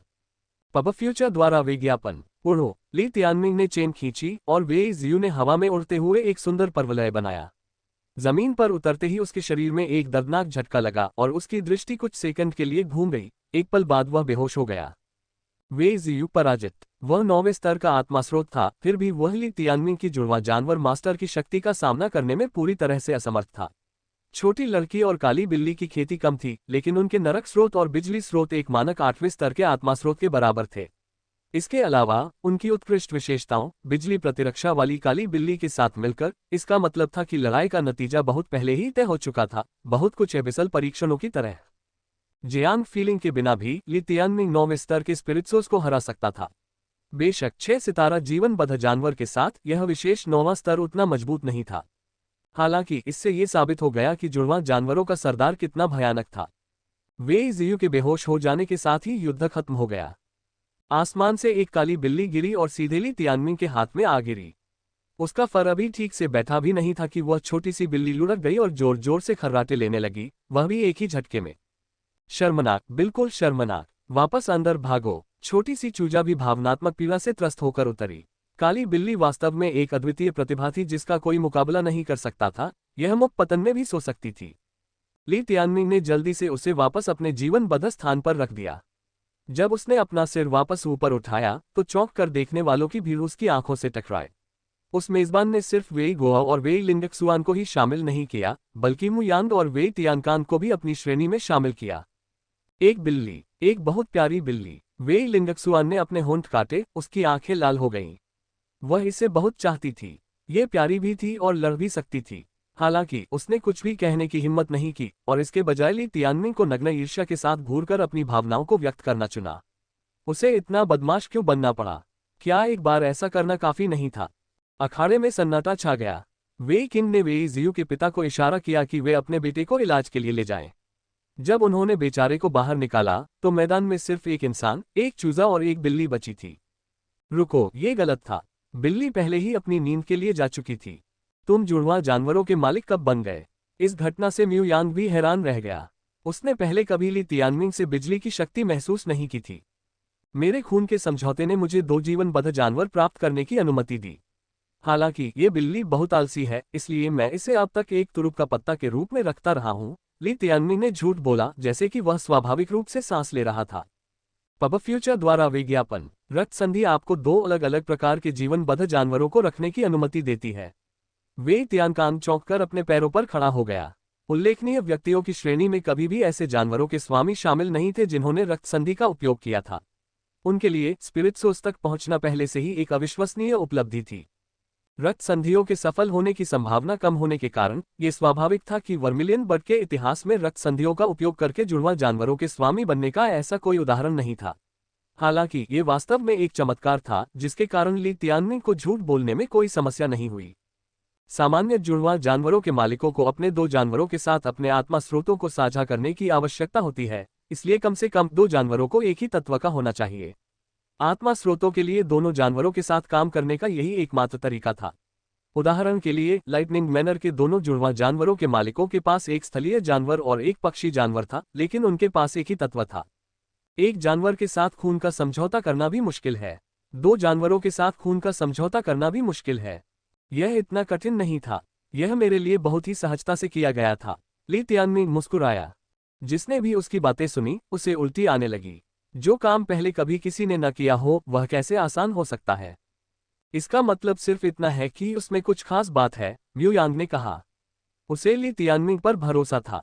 बिल्ली हमेशा एक छिपा हुआ कार्ड थी, यही एकमात्र कारण था कि जैसे ही वह दिखाई दी, वह 5वें स्तर का स्पिरिट्सोस बन गई। वेई तियानकांग ने मुद्दे की मूल बात पर प्रकाश डाला। यदि आप 2 जंगली जानवरों का उपयोग करते हैं तो आपके आत्मस्रोत में आग और बिजली एक साथ कैसे रह सकते हैं? वे एक साथ रह सकते हैं, लेकिन उन्हें साझा नहीं किया जा सकता।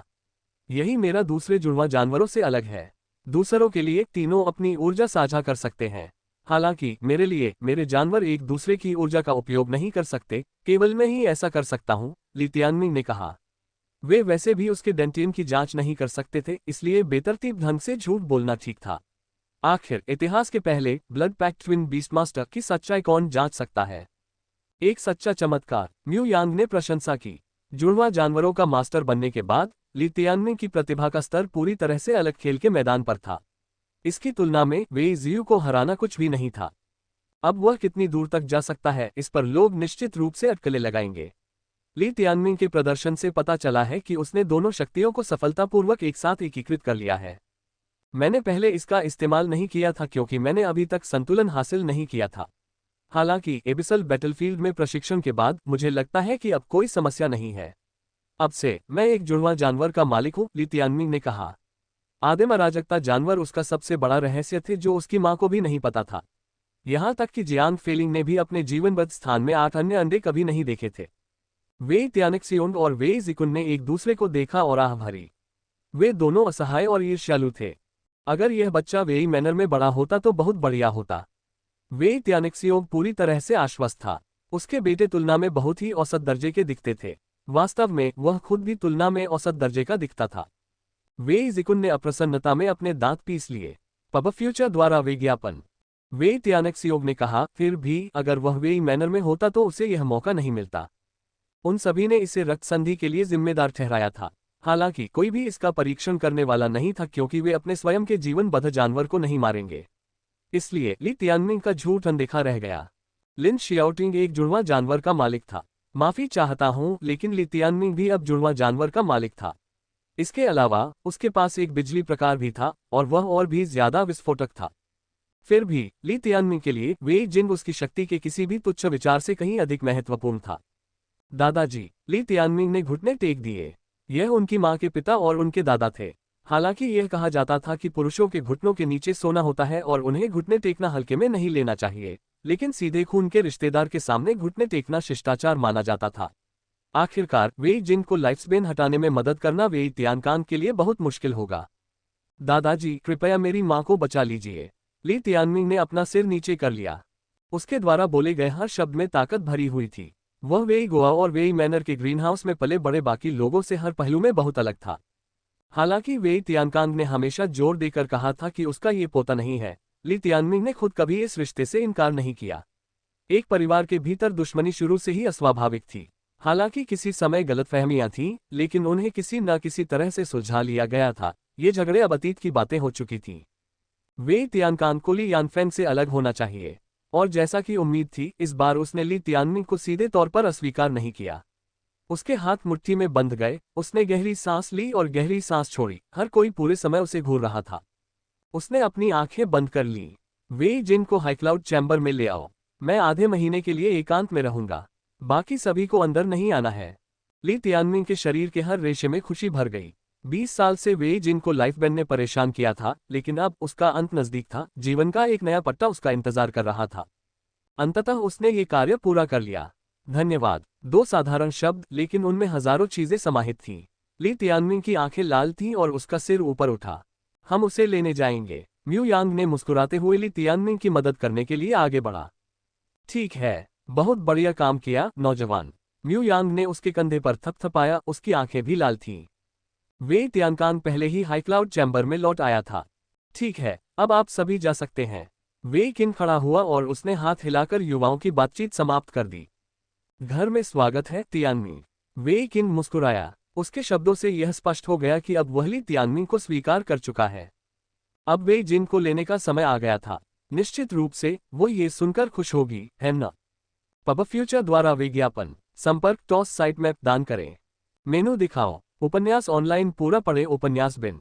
उपन्यास युगों का पशु प्रधान अध्याय 146। अब से और हमेशा के लिए मैं सभी आदिम अराजकता और पुनर्जन्म का स्वामी हूँ। गुणा प्रिय पाठकों, अधिक अध्यायों के अनुवाद में हमारी टीम की सहायता के लिए यहाँ दान करें। URL: युगों का पशु प्रधान C 146। अब से और हमेशा के लिए मैं सभी आदिम अराजकता और पुनर्जन्म का स्वामी हूँ।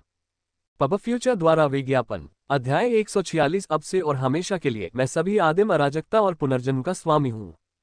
केवल वेई त्यानिक्सियोंग और वेई जिकुन ही बचे थे। हालांकि वे बहुत सहज महसूस नहीं कर रहे थे और जल्द ही वे भी चले गए। वास्तव में मैंने तुम्हें पहले ही बताया था कि मास्टर की जबान बहुत तीखी है। वह 20 सालों से नाराज है, लेकिन तुम नहीं जानते कि उसने पहले जिंगर पर कितना प्यार लुटाया था। मु यांग ने अपना सिर हिलाया।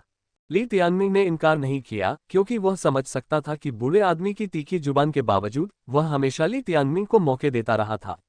एक व्यक्ति जिसे वेई तियानकांग को वास्तव में समझाने की जरूरत थी, वह था उसका बुजुर्ग स्व।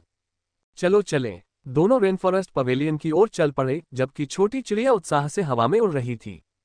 हाँ, माँ का पुनर्जन्म होने वाला है। म्याऊं म्याऊं, बड़ा भाई तुम्हें हमारी माँ से मिलने ले जाएगा। छोटी लड़की चिल्लाई। बड़े भाई चिकन, मुझे परेशान करना बंद करो। मैं सोना चाहता हूँ, म्याऊं। ये दोनों हास्य कलाकार संभवतः अपनी रोजमर्रा की बातचीत से आत्मा की प्रशंसा अर्जित कर सकते हैं। जब वे रेनफॉरेस्ट पवेलियन पहुंचे तो ली तियानमिंग को थोड़ी घबराहट महसूस हुई। उसे अभी भी समझ नहीं आया कि वे जिन ने सालों पहले ली यानफे को क्यों चुना था। क्या ये प्यार की वजह से था या कुछ और, सिर्फ वही जानती थी। ली तियानमिंग वास्तव में उसकी पसंद को समझ नहीं पाया, क्योंकि ली यानफे के पास वास्तव में उसके लिए बहुत कुछ नहीं था। इसकी तुलना में म्यू यांग और सेज चेन मजबूत, प्रतिभाशाली, सुंदर और सुरुचिपूर्ण थे। व्यक्तित्व के लिहाज से वे अधिक विनोदी और साहसी भी थे। हालांकि अतीत की वे बातें अब महत्वपूर्ण नहीं थीं। असल में जो बात मायने रखती थी वह ये थी कि वह आखिरकार दशकों की पीड़ा से मुक्त हो गई थी। माँ, ली तियानमिंग ने दरवाजा खोला। आंगन के अंदर एक बूढ़ी औरत एक झूलती हुई कुर्सी पर आराम कर रही थी। वह सूरज की रोशनी का आनंद ले रही थी और कुर्सी आगे पीछे हिल रही थी, एकदम आराम की तस्वीर। तुम इतना शोर क्यों मचा रहे हो? वेई जिंग ने अपने चेहरे को ढकने वाले पंखे को हटाया और ली तियानमिंग को घूरने लगी। जिस तरह से वह जागी वह काली बिल्ली की याद दिलाता था। अपनी माँ के बारे में बात करते हुए ली तियानमिंग ने शुरू में वेई जिंग को अपने पालतू जानवरों का नाम रखने की अनुमति देने का इरादा किया था। हालांकि जियांग फेलिंग ने कुछ करने से पहले ही मौका भुना लिया और छोटी बिल्ली का नाम म्याओ म्याओ रख दिया। क्या ये प्यारा था? हाँ, लेकिन क्या ये खतरनाक था? बिल्कुल नहीं। ली तियानमिंग हमेशा से ही बदमाश बनने के बारे में सोचता था, लेकिन ऐसा लगता था कि उसके भाग्य में ऐसा करने की कमी थी। भविष्य में जब भी वह छोटी पीली लड़की और छोटी काली बिल्ली के साथ युद्ध में उतरेगा तो उसका मजाक उड़ाया जाएगा। अंदाजा लगाओ मैं कौन सी खुशखबरी लेकर आया हूँ। ली तियानमिंग मुस्कुराया। क्या मैं जल्द ही पोते पोती की उम्मीद कर रहा हूँ? वेई जिंग ने उत्साह से पूछा। नहीं, उसने तुम्हें बचाने का वादा किया था। मैं तुम्हें अभी हाईक्लाउड चैम्बर में ले जा रहा हूँ, ली तियानमिंग ने ऊंची आवाज में कहा। वेई जिंग का पंखा फर्श पर जोर से टकराया। तुम क्यों रो रही हो? चलो चलें। ली तियानमिंग ने उसे राजकुमारी की तरह उठाया और हवा की तरह हाईक्लाउड चैम्बर की ओर भागा। पब फ्यूचर द्वारा विज्ञापन। मुझे नीचे उतारो, ये शर्मनाक है, वेई जिंग ने आंसू और हंसी के बीच कहा। जब मैं तुम्हें राजकुमारी होने का अनुभव दे रही हूं तो तुम क्यों बड़बड़ा रहे हो? वे अपने गंतव्य पर पहुंच गए। मैं उसकी मदद करूंगा। तियानमिंग, जाओ और खेती करो। जब वह आधे महीने में वापस आएगी तो वह फिर से सुंदर हो जाएगी, मुयांग ने कहा। ली तियानमिंग ने वेई जिन को उसके हवाले कर दिया। वह आधे महीने का इंतजार नहीं कर सकता था और अपनी मां को सौंपने के बाद नाचने से बचने के लिए उसने अपनी सारी ताकत लगा दी। मुझे लगता है कि जल्द ही लिन जियाओटिंग के साथ तुम्हारा एक और संघर्ष होगा। अपना समय बचाओ और मजबूत बनो। म्यू यांग ने उसके कंधे पर थपथपाया। समझा। अब जब उसने म्यू किंग और उसकी मां का मामला सुलझा लिया था तो उसकी इच्छा सूची में सिर्फ लिन जियाओटिंग ही बचा था। हालांकि लिन जियाओटिंग का सामना करने के लिए उसे और भी मजबूत होने की जरूरत थी, जो प्रायद्वीप का नंबर 1 प्रतिभाशाली व्यक्ति था और उसके पास सैंटविस्ट वॉरसोल भी था। उसे ये भी सुनिश्चित करने की जरूरत थी कि 3 साल पहले की घटनाओं की सच्चाई सभी को पता चले, न कि सिर्फ कुछ चुनिंदा लोगों को। और वह दिन ज्यादा दूर नहीं था। जाओ। वेई जिन मुस्कुराए। वहां जाते समय ली तियानमिंग ने उसे पहले ही बता दिया था कि एबिसल ट्रायल्स में क्या हुआ था। वह ये जानकर बहुत खुश हुई कि ली तियानमिंग ने मू किंग पर कोई दया नहीं दिखाई। स्वाभाविक रूप से वेई जिन के मन में मू किंग के प्रति द्वेष था, क्योंकि उसने उसके बेटे को घायल कर दिया था। भले ही ली तियानमिंग दया दिखाना चाहती हो, लेकिन वह सहमत नहीं होगी। ली तियानमिंग ने देखा कि म्यू यांग वेई जिन को अंदर लेकर आया। वह गायब हो गई, लेकिन उसकी मुस्कुराहट बनी रही, लेकिन उसकी आंखें अब ठंडी हो गई थीं। ये पीछे मुड़ने का एक सरल कार्य था, लेकिन ली तियानमिंग के लिए इसका मतलब था कि वह एक बार फिर युद्ध के मैदान में लौट रहा था। वहां वह लिन जियाओटिंग को अच्छी तरह से मौत के घाट उतार देगा, ताकि मिडास आखिरकार शांति से आराम कर सके। चूंकि वह वेई मनों में वापस आ गया था, ली तियानमिंग खेती करने के लिए रेनफॉरेस्ट पवेलियन गया। उसके पास अभी 3 पंख वाला इलेक्ट्रोस्पाइक था, जिसे काली बिल्ली अपने वंश को बढ़ाने के लिए परिष्कृत कर सकती थी। छोटी सी बिल्ली की आंखों में पहले से ही 7 तारे थे और लोगों ने सार्वजनिक रूप से सोचा कि यह 7 सितारों वाला जानवर है। हालांकि काली बिल्ली के पास केवल 1 सितारा था। ली तियानमिंग, तुम झूठे हो। तुमने मुझे 3 दिन और 3 रात सोने देने का वादा किया था, लेकिन तुम मुझे फिर से परेशान करने आए हो। ये पशु क्रूरता है, म्याऊं। जब ली तियानमिंग ने काली बिल्ली को उठाया और पत्थर की मेज पर रख दिया तो वह गुस्से में आ गई। ली तियानमिंग ने बड़बड़ाते हुए कहा, बकवास, तुम भी मर्द हो। तुम मेरे स्ट्राइक जोन में नहीं हो, मैं तुम्हें नहीं छू दूंगा। क्या अगर बिल्ली मादा होती तो तुम ऐसा करते? छोटी सी लड़की ने पूछा और कुछ देर बाद खिलखिलाकर हंसने लगी। ली तियानमिंग ने अपना मुंह खोला, लेकिन जब उसे एहसास हुआ कि वह नहीं जानता कि क्या कहना है तो उसने मुंह बंद कर लिया। एक सच्चा बदमाश मादा बिल्लियों को निशाना बनाता है, छोटी लड़की ने पीड़ा से भरा चेहरा बनाते हुए कहा। मुझे मादा बिल्लियों में कोई दिलचस्पी नहीं है। मजे करो ली तियानमी। म्याऊं। जहां तक काली बिल्ली की बात है तो वह बिल्कुल भी दिलचस्पी नहीं ले रही थी। तो फिर तुम्हारी रुचि किसमें है? छोटी लड़की ने पूछा।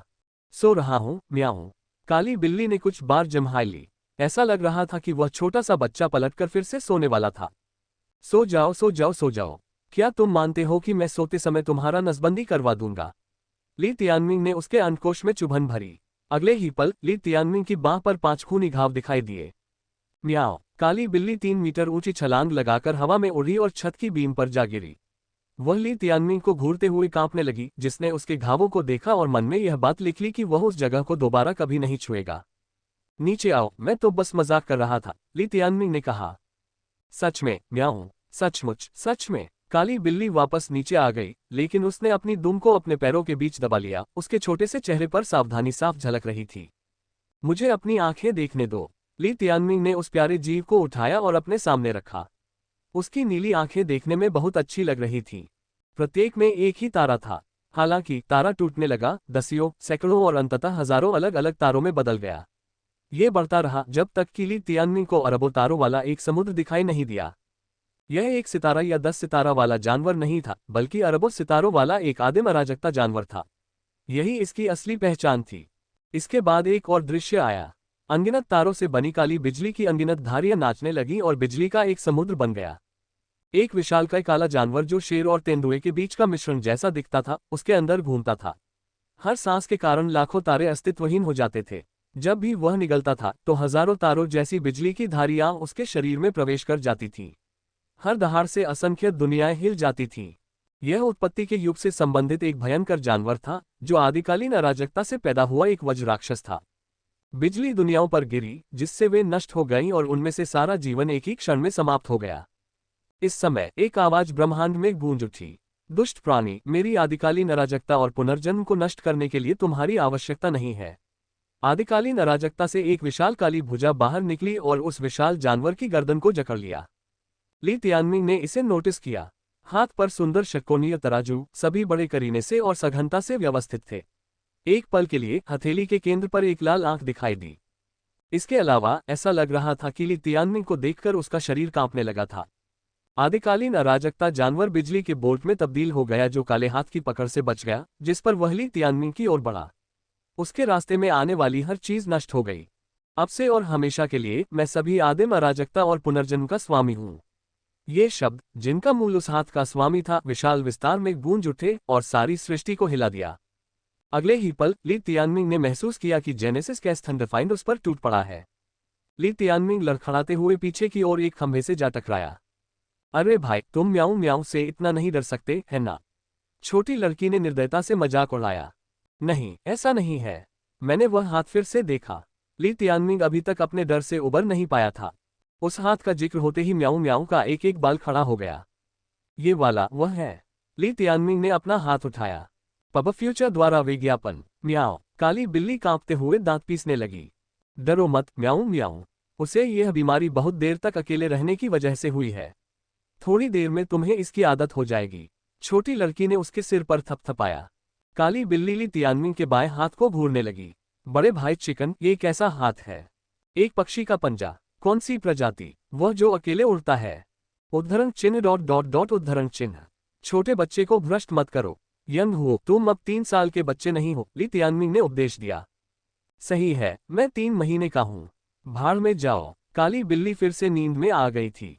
इसे परिष्कृत करें। ली तियानमिंग ने काली बिल्ली के सामने 3 नुकीले इलेक्ट्रोस्पाइक को रखा। मन्ना ऐसी चीज थी जिसे देखकर छोटी सी लड़की आसानी से उत्तेजित हो सकती थी। हालांकि काली बिल्ली ने उसे देखा। एक बार सूंघने के बाद उसने अपनी नाक ऊपर उठाए और कहा, नहीं, अब सोने का समय है। ली तियानमिंग ने परेशान होकर उस छोटे लड़के को देखा। यह स्पष्ट था कि उसे मजबूत करने की कोशिश करना एक बहुत बड़ा काम होने वाला था, जो म्यू किंग से बदला लेने की कठिनाई से मुकाबला कर रहा था। इसे परिष्कृत करें और आपको 3 दिन की नींद मिलेगी। मुझे तुम पर यकीन नहीं हो रहा। तुमने अभी झूठ बोला था म्याऊं। वह एक विशेष स्थिति थी। निश्चित रूप से आप हमारी मां को बचाना नहीं चाहेंगे, है ना? ठीक है बड़े भाई चिकन, तुम मेरे गवाह हो, काली बिल्ली ने भोलेपन से कहा। हाँ, छोटी लड़की ने शैतानी ढंग से हंसी। जब से ली तियानमिंग जियांग फीलिंग के साथ अपनी दो व्यक्ति की दुनिया में वापस आया है, यंग वो बहुत अकेला महसूस कर रहा था। अब उसका छोटा भाई सोना चाहता था। हे ठीक है, बड़ी अनिच्छा के साथ मैं इसे सुधारूंगी म्याऊं। काली बिल्ली आखिरकार मान गई। हालांकि जेनेसिस कैस थंडरफ्रेंड बहुत खतरनाक था, लेकिन ये काली बिल्ली अक्षम लग रही थी। बेशक इसका जागने वाला क्रोध अपवादों का अपवाद था, लेकिन किसी भी दर पर केवल इसके साथ खेती करने की इच्छा रखने के लिए व्यापार के रूप में शायद सोने के समय की आवश्यकता होगी। ली तियानमिंग और छोटी सी लड़की ने एक दूसरे को देखा, दोनों ही रोने के कगार पर थे। उनकी तीन शक्तियों के बीच संतुलन की आवश्यकता का मतलब था कि काली बिल्ली उनके सुधार की दर को सीमित कर रही थी। ये शोधन कई घंटों तक चला और काली बिल्ली आखिरकार विकसित हो गई। इसकी पूंछ का सिरा 3 नुकीले हिस्सों में बंट गया था, जिससे ये त्रिशूल जैसा दिखने लगा था। त्रिशूल जैसी पूंछ कुछ ही पल बाद मेज में घुस गई, जिससे वह वहीं पर 2 हिस्सों में बंट गई। मन्ना ने उसे सिर्फ अपने खून के बंधनों को खोलने में मदद की थी, लेकिन फिर भी ये बहुत उपयोगी था। अब उसकी आंखों में 7 सितारे थे। हो गया, और अब झपकी का समय है म्याऊं। काली बिल्ली थकी हुई सी लग रही थी और आराम से बैठ गई। हालांकि ली तियानमिंग और छोटी लड़की इस समय बुरी तरह हंस रहे थे।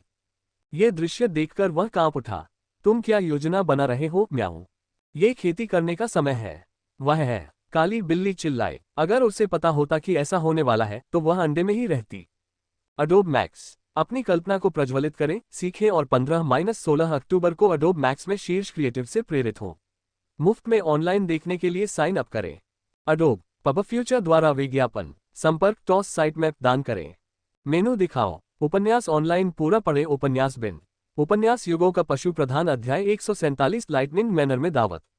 गुणा प्रिय पाठकों, अधिक अध्यायों के अनुवाद में हमारी टीम की सहायता के लिए यहां दान करें। URL युगों का पशु प्रधान C147 लाइटनिंग मैनर में दावत।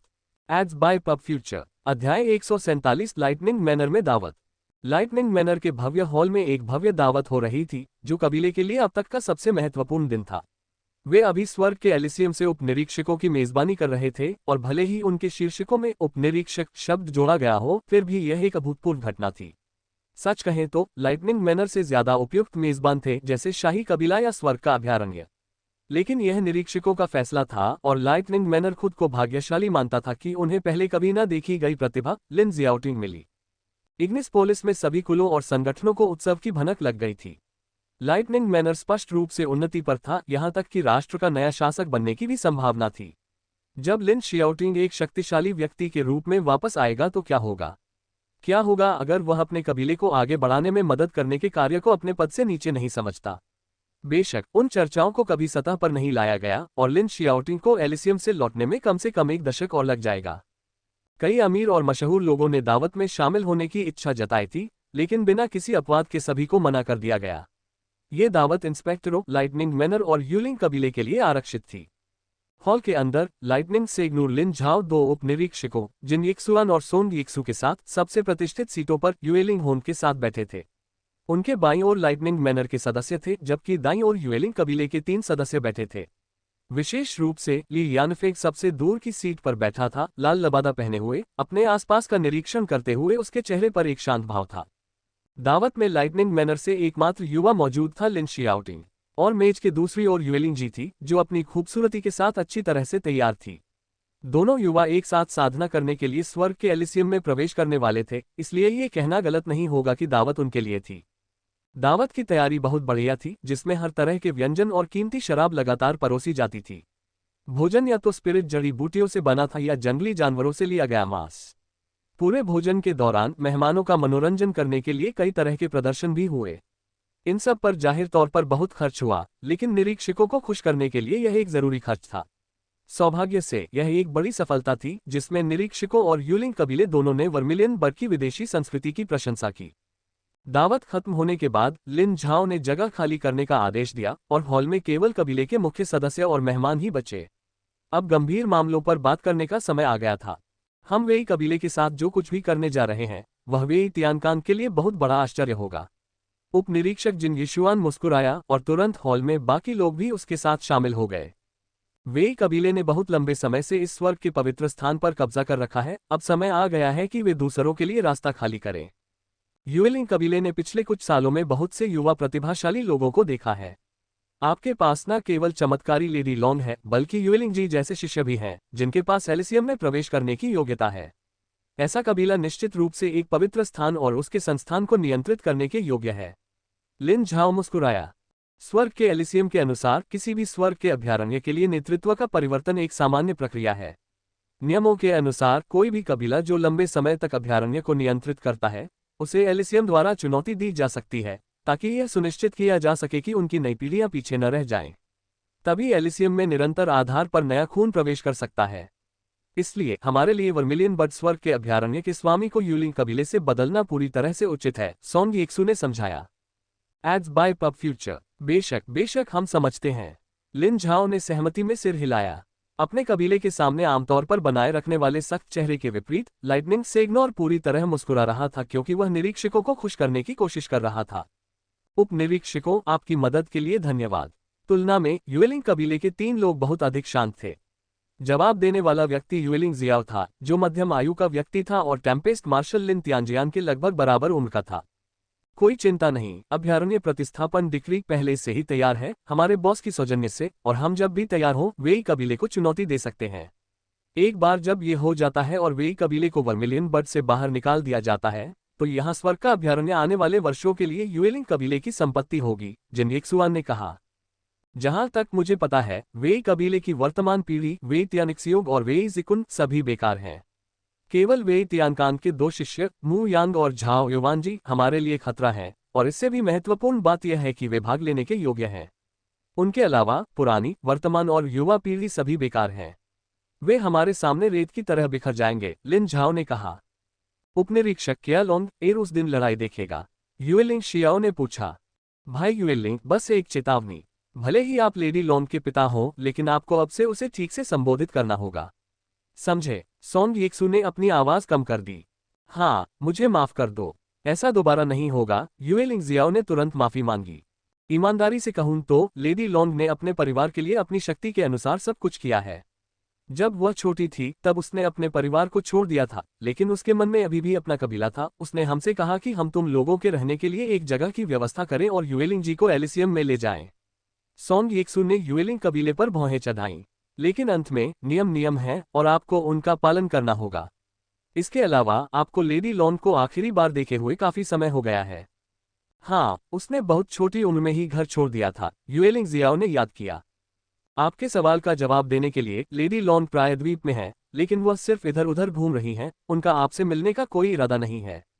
अभी के लिए बस आगे की लड़ाई पर ध्यान दें। अगर वह आपसे मिलना चाहेंगी तो वह प्रकट होंगी, जिन येक्सुआन ने कहा। हाँ, हम समझते हैं। युएलिंग जियाओ ने अपना सिर थोड़ा नीचे किया। वह जानता था कि उसका बचपन बहुत सुखद नहीं रहा और उसके अतीत ने उसे संभवतः कबीले से दूर कर दिया था। उनकी मदद के बिना उसने अकेले ही कड़ी मेहनत की थी, बिना किसी मदद के अपनी वर्तमान ऊंचाइयों को हासिल किया।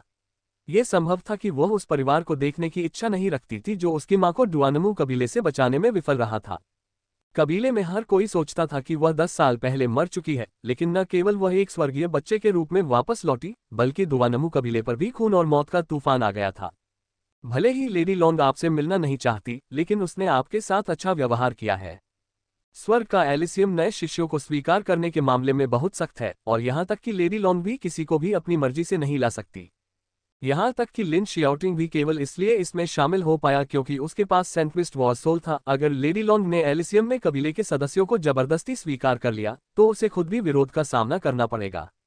यही कारण है कि हमें युलिंग जी को एलिसियम में उचित रूप से स्वीकार करने के लिए एबिसल ट्रायल की व्यवस्था करनी पड़ी।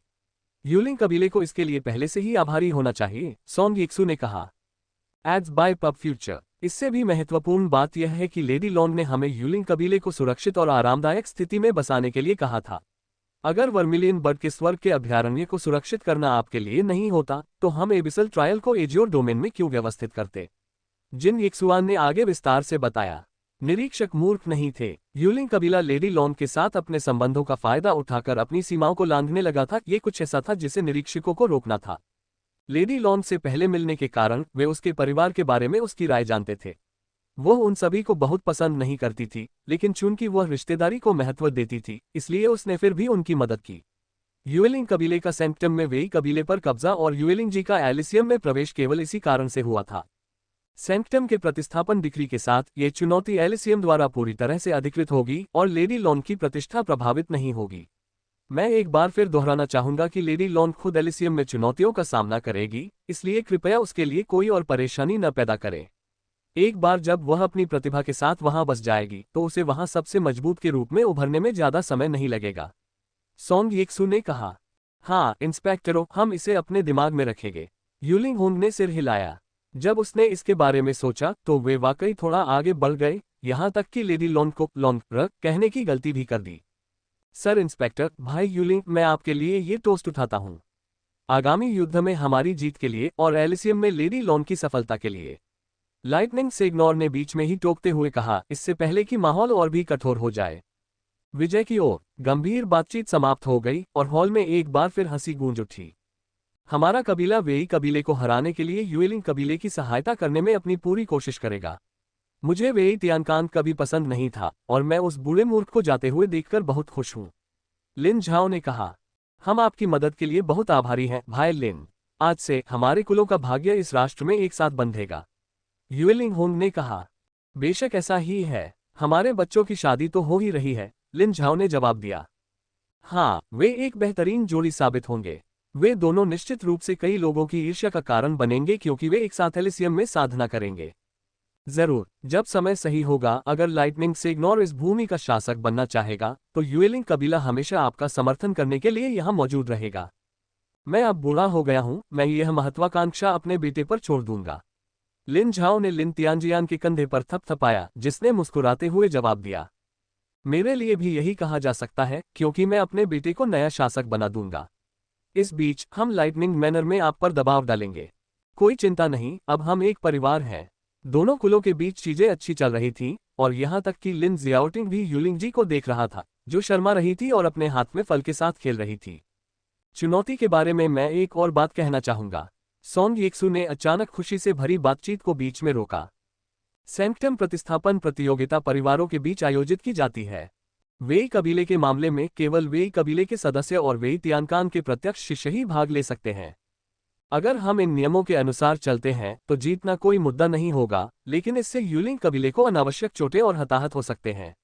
इसलिए हमारे बॉस ने नियमों में थोड़ा बदलाव करने का फैसला किया है, ताकि विस्तारित परिवार को भी भाग लेने की अनुमति मिल सके।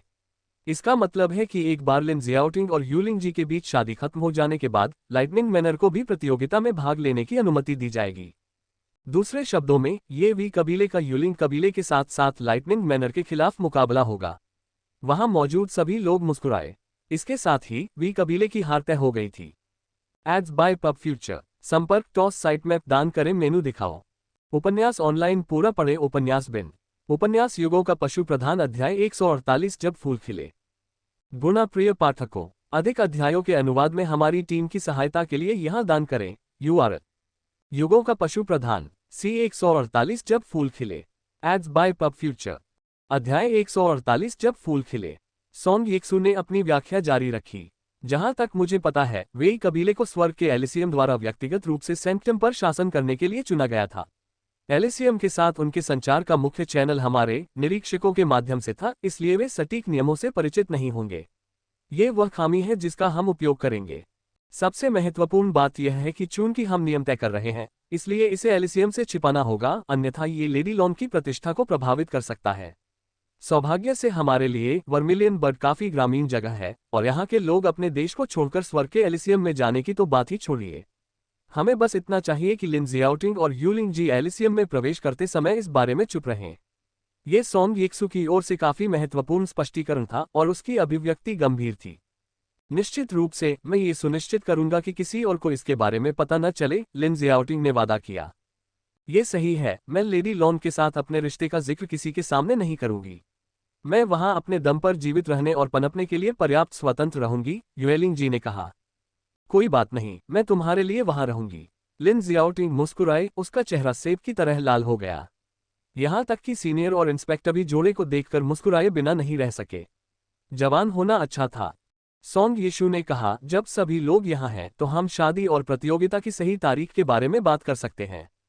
मैडम इंस्पेक्टर, मुझे ड्रैकोनिक वाटर ओबेलिस्क को परिष्कृत करने और यूनिटी तक पहुंचने की जरूरत है ताकि मैं एलिसियम में प्रवेश कर सकूं। यह 1 महीने में हो जाना चाहिए। इससे भी महत्वपूर्ण बात यह है कि एक बार जब मैं अपने 8 सितारा जानवर को यूनिटी में ले जाऊंगा तो यह प्रतियोगिता के लिए भी बेहतर होगा, यूलिंग जी ने जल्दी से कहा।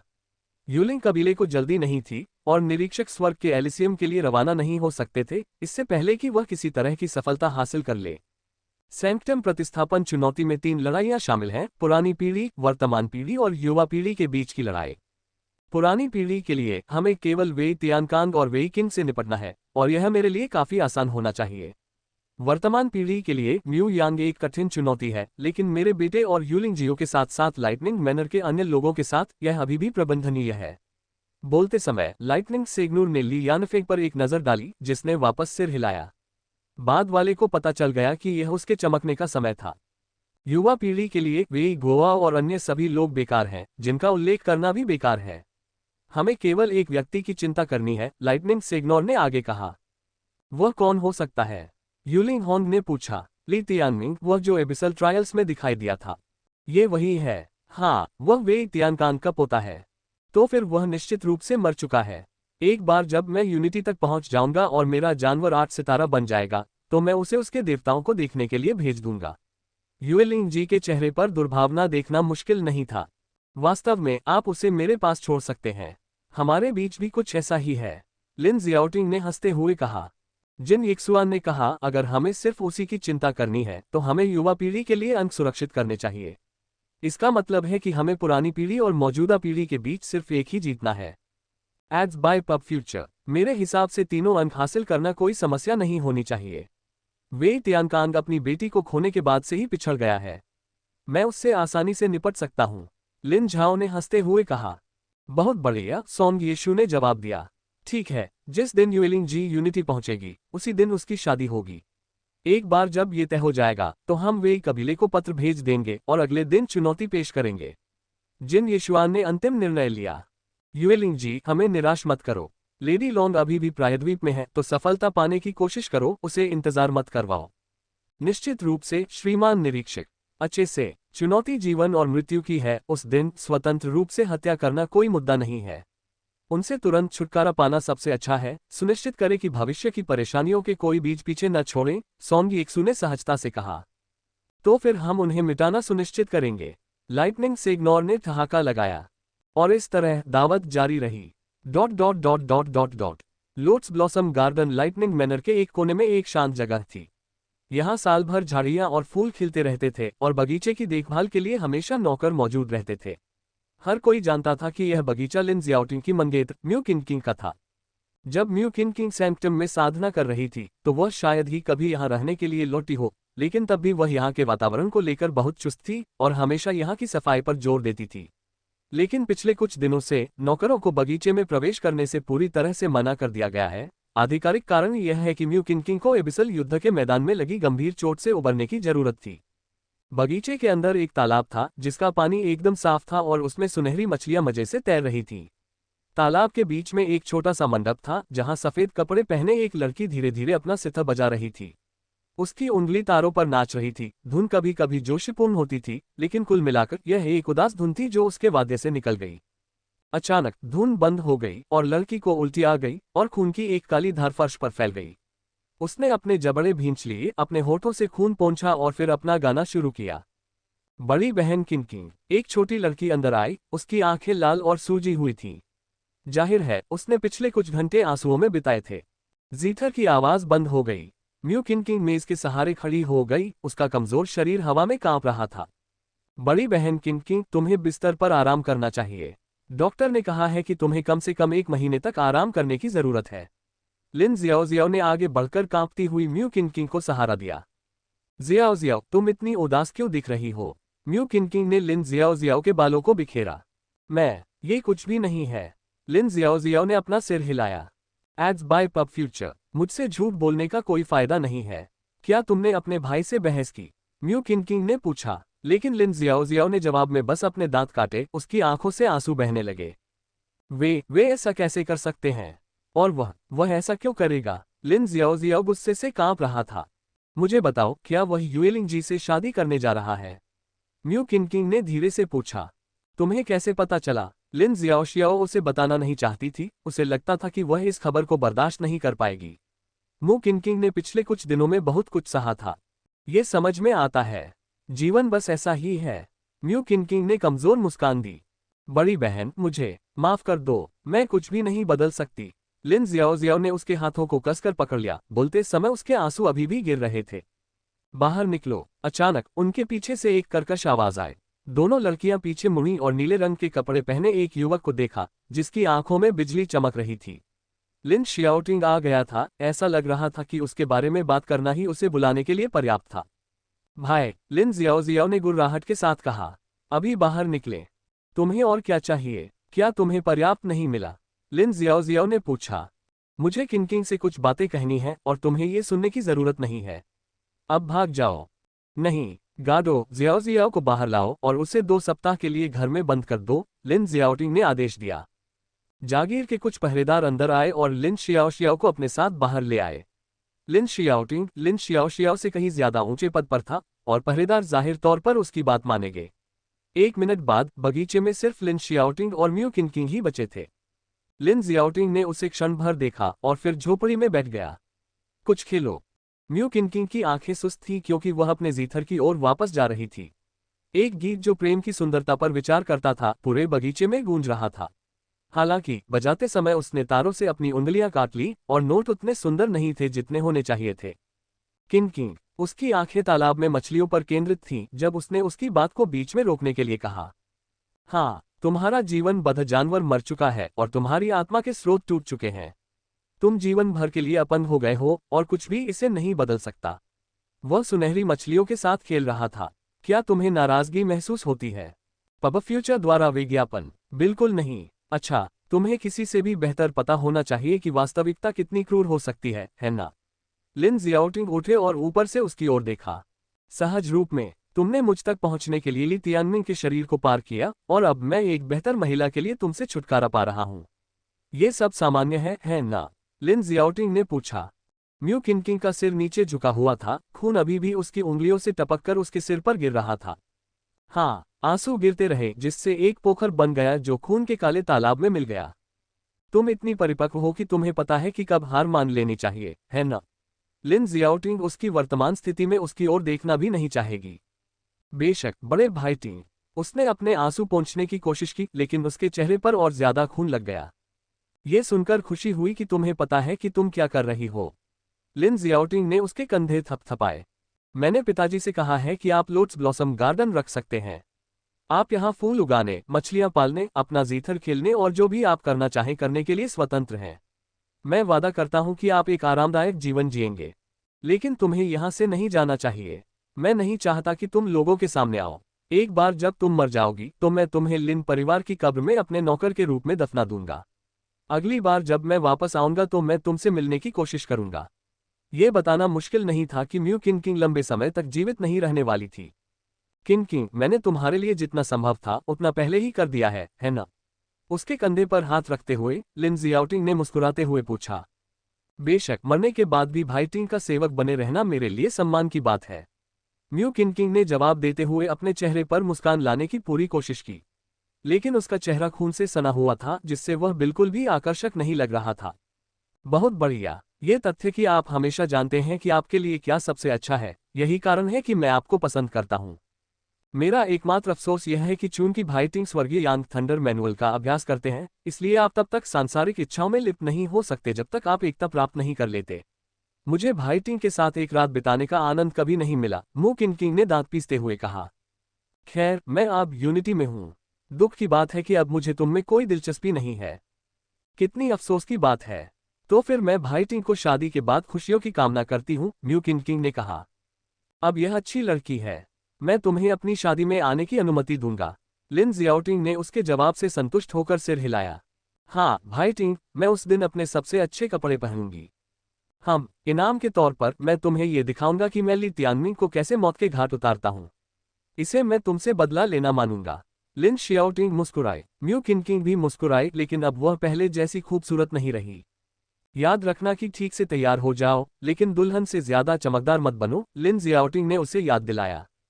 सहज रूप में, ठीक है, अलविदा। लिन जियाओटिंग अच्छे मूड में था जब वह मुड़ा और बगीचे से बाहर चला गया। लिन शियाओटिंग के चले जाने के बाद म्यू किंग किंग ने और भी ज्यादा खून की उल्टी की, जिसकी वजह से उसकी सफेद शर्ट पूरी तरह से काली हो गई।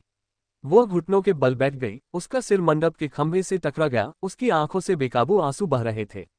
रोते हुए उसने अपना सिर खंभे से टकराया, उसका शरीर कांप रहा था और वह रो रही थी। उसने अपना सिर बार बार पटका जब तक कि वह छोटे से मंडप में बेहोश नहीं हो गई। Ads by pub Future. संपर्क टॉस साइट मैप दान करे मेनू दिखाओ। उपन्यास ऑनलाइन पूरा पढ़े। उपन्यास बिन। उपन्यास युगों का पशु प्रधान अध्याय 149 एसआर माउंट सुपरनल मेंटम्यू 1। गुणा प्रिय पाठकों, अधिक अध्यायों के अनुवाद में हमारी टीम की सहायता के लिए यहाँ दान करें। URL युगों का पशु प्रधान C149 एसआर माउंट सुपरनल मेंटम्यू 1। पब फ्यूचर द्वारा विज्ञापन अध्याय 149 एसआर माउंट सुपरनल मेंटम्यू 1। ली तियानमिंग सबसे भीतरी रिंग में फ्लेमेलो रॉक के पास साधना कर रहा था, तभी म्यू यांग ने उसे बुलाया। अंकल यांग, यह क्या है? ली तियानमिंग ने म्यू यांग का अभिवादन किया। उसके पास समय की कमी थी और उसे हर एक सेकंड का उपयोग करना था जब काली बिल्ली जाग रही थी, ताकि वह खेती कर सके और एक नए स्तर पर पहुंच सके। म्याओ म्याओ को सहयोग करने के लिए राजी करना बिल्कुल भी आसान नहीं था। हमारे पास खबर है, म्यू यांग ने चेहरे पर शिकन लाते हुए कहा। क्या खबर है? हमारे एजेंट ने हमें बताया कि इंस्पेक्टर और यूलिंग कबीला अभी भी लाइटनिंग मैनर में है, वे अभी तक नहीं गए हैं। ये वास्तव में ली तियानमिंग के लिए अच्छी खबर थी, क्योंकि वह नहीं चाहते थे कि वे इतनी जल्दी चले जाएं। इससे भी महत्वपूर्ण बात यह है कि यूलिंग कबीले के और भी सदस्य टॉर्च ड्रैगन से आ गए हैं और अभी लाइटनिंग मैनर में रह रहे हैं। इस नए घटनाक्रम ने ली तियानमिंग को आश्चर्यचकित कर दिया। वे क्या कर रहे हैं? ली तियानमिंग ने पूछा। पूरी बात कुछ संदिग्ध लग रही थी। हमें यकीन नहीं है, लेकिन इन अजीब हरकतों के आधार पर वे कुछ योजना बना रहे होंगे। इसलिए हमने भी कुछ तैयारियां कर ली हैं, बस अगर कुछ होता है तो उसके लिए, म्यू यांग ने जवाब दिया। कुछ हुआ? वे जो कुछ भी कर रहे हैं उसका असर सैंक्टम पर नहीं पड़ना चाहिए, है ना? ली तियानमिंग ने पूछा। हम इसकी पुष्टि नहीं कर सकते, इसलिए पछताने से बेहतर है कि सुरक्षित रहें। इसके अलावा हमारे पास एक और जानकारी है। पब फ्यूचर द्वारा विज्ञापन कौन सा है? यूएलिंग जी का जीवन बद्ध जानवर ड्रैकोनिक जल ओबेलिस्क का उपयोग करके विकसित हुआ है। यह अब ब्लिज़र्ड स्पिरिट ड्रैगन है, जो एक 8 सितारा जानवर है। वह अब बहुत अधिक शक्तिशाली है और एकांत ध्यान में बहुत समय बिता रही है, म्यू यांग ने कहा। उसे एलिसियम में प्रवेश करने के लिए यूनिटी में प्रवेश करना होगा, है ना? शायद यही कारण है। सच है, लेकिन अगर ऐसा है तो उन्हें जल्दबाजी नहीं करनी चाहिए। फिर वे एजियो डोमेन में एबिसल ट्रायल की मेजबानी क्यों करेंगे और यूलिंग कबीला यहाँ क्यों आएगा?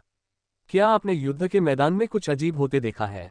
नहीं, सबसे अजीब बात तो ये थी कि मुकदमे में धांधली की गई थी, जिसके बारे में हर कोई और उनके पालतू जानवर पहले से ही जानते थे। मैं समझ गया। लगता है हमें जल्द ही पता चल जाएगा। तुम अपनी साधना जारी रख सकते हो। मैंने अपने गुरु से पूछा है, जिन्होंने कहा है कि तुम्हारी माँ को ठीक करने के लिए उन्हें 8 दिन और चाहिए। 8 दिन बाद वेई मैनर में वापस आना याद रखना, म्यू यांग ने उसे याद दिलाया। जरूर, ठीक है, तुम वापस जाओ। ली तियानमिंग फ्लेमिलो रॉक पर वापस आ गया। वह अभी भी वही कोशिश कर रहा था जो उसने पिछली बार की थी, उस पर जोरदार मुक्के मारकर चट्टान से संवाद करने की कोशिश कर रहा था। जबकि हर मुक्का स्वर्गीय पैटर्न से प्रतिक्रिया उत्पन्न करता था, चट्टान से संवाद करना वास्तव में कठिन था। ये कुछ ऐसा था जिसे ली तियानमिंग ने यहाँ आने के पहले ही पल से बनाए रखा था। जब से उसने खुद को जुड़वा जानवरों के स्वामी की प्रणाली से परिचित किया, तब से वह पहले से कहीं ज्यादा तेजी से साधना कर रहा था। 2 आदिम अराजकता जानवर हर पल चट्टान द्वारा जारी अराजक आध्यात्मिक ऊर्जा का उपभोग करने में बिताते थे, जिससे हर गुजरते पल के साथ उसे काफी मजबूती मिलती थी। फ्लेमिलो रॉक निस्संदेह एक बहुत बड़ा खजाना था, जिसके बारे में ली तियानमिंग को बहुत कुछ सीखना था। समय एक झटके में बीत गया और एबिसल युद्ध क्षेत्र से लौटने के बाद से 14 दिन बीत चुके थे। एक जोरदार मुक्का मारकर वह आखिरकार सफल हो गया और फ्लेमिलो रॉक ने उसे खींच लिया और उसके शरीर में अविश्वसनीय मात्रा में आध्यात्मिक ऊर्जा भर दी। छोटी लड़की और काली बिल्ली भी चट्टान पर फंस गई थी। उनके चारों पैर चट्टान से चिपके हुए थे और उनकी मुद्राएं हास्यास्पद थीं।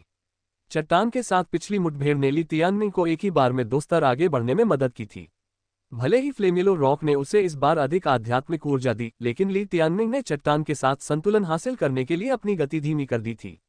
यह उसके लिए एक अनूठी साधना पद्धति थी और कोई भी अन्य व्यक्ति इस तरह से साधना नहीं कर सकता था। राजकुमारी किंग अभी भी महल में ठीक हो रही होंगी, इसलिए यह संभावना है कि लिंग र अभी तक गर्भगृह में वापस नहीं आई है। वह लड़की को याद करने लगा था, क्योंकि उनकी आखिरी मुलाकात आधे महीने पहले हुई थी। वे मेरी माँ के ठीक होने के बारे में सुनकर बहुत खुश होंगे, खासकर लिंग र। मुझे राजकुमारी किंग को पिछले महीने में दी गई सभी मदद के लिए भी धन्यवाद देना चाहिए।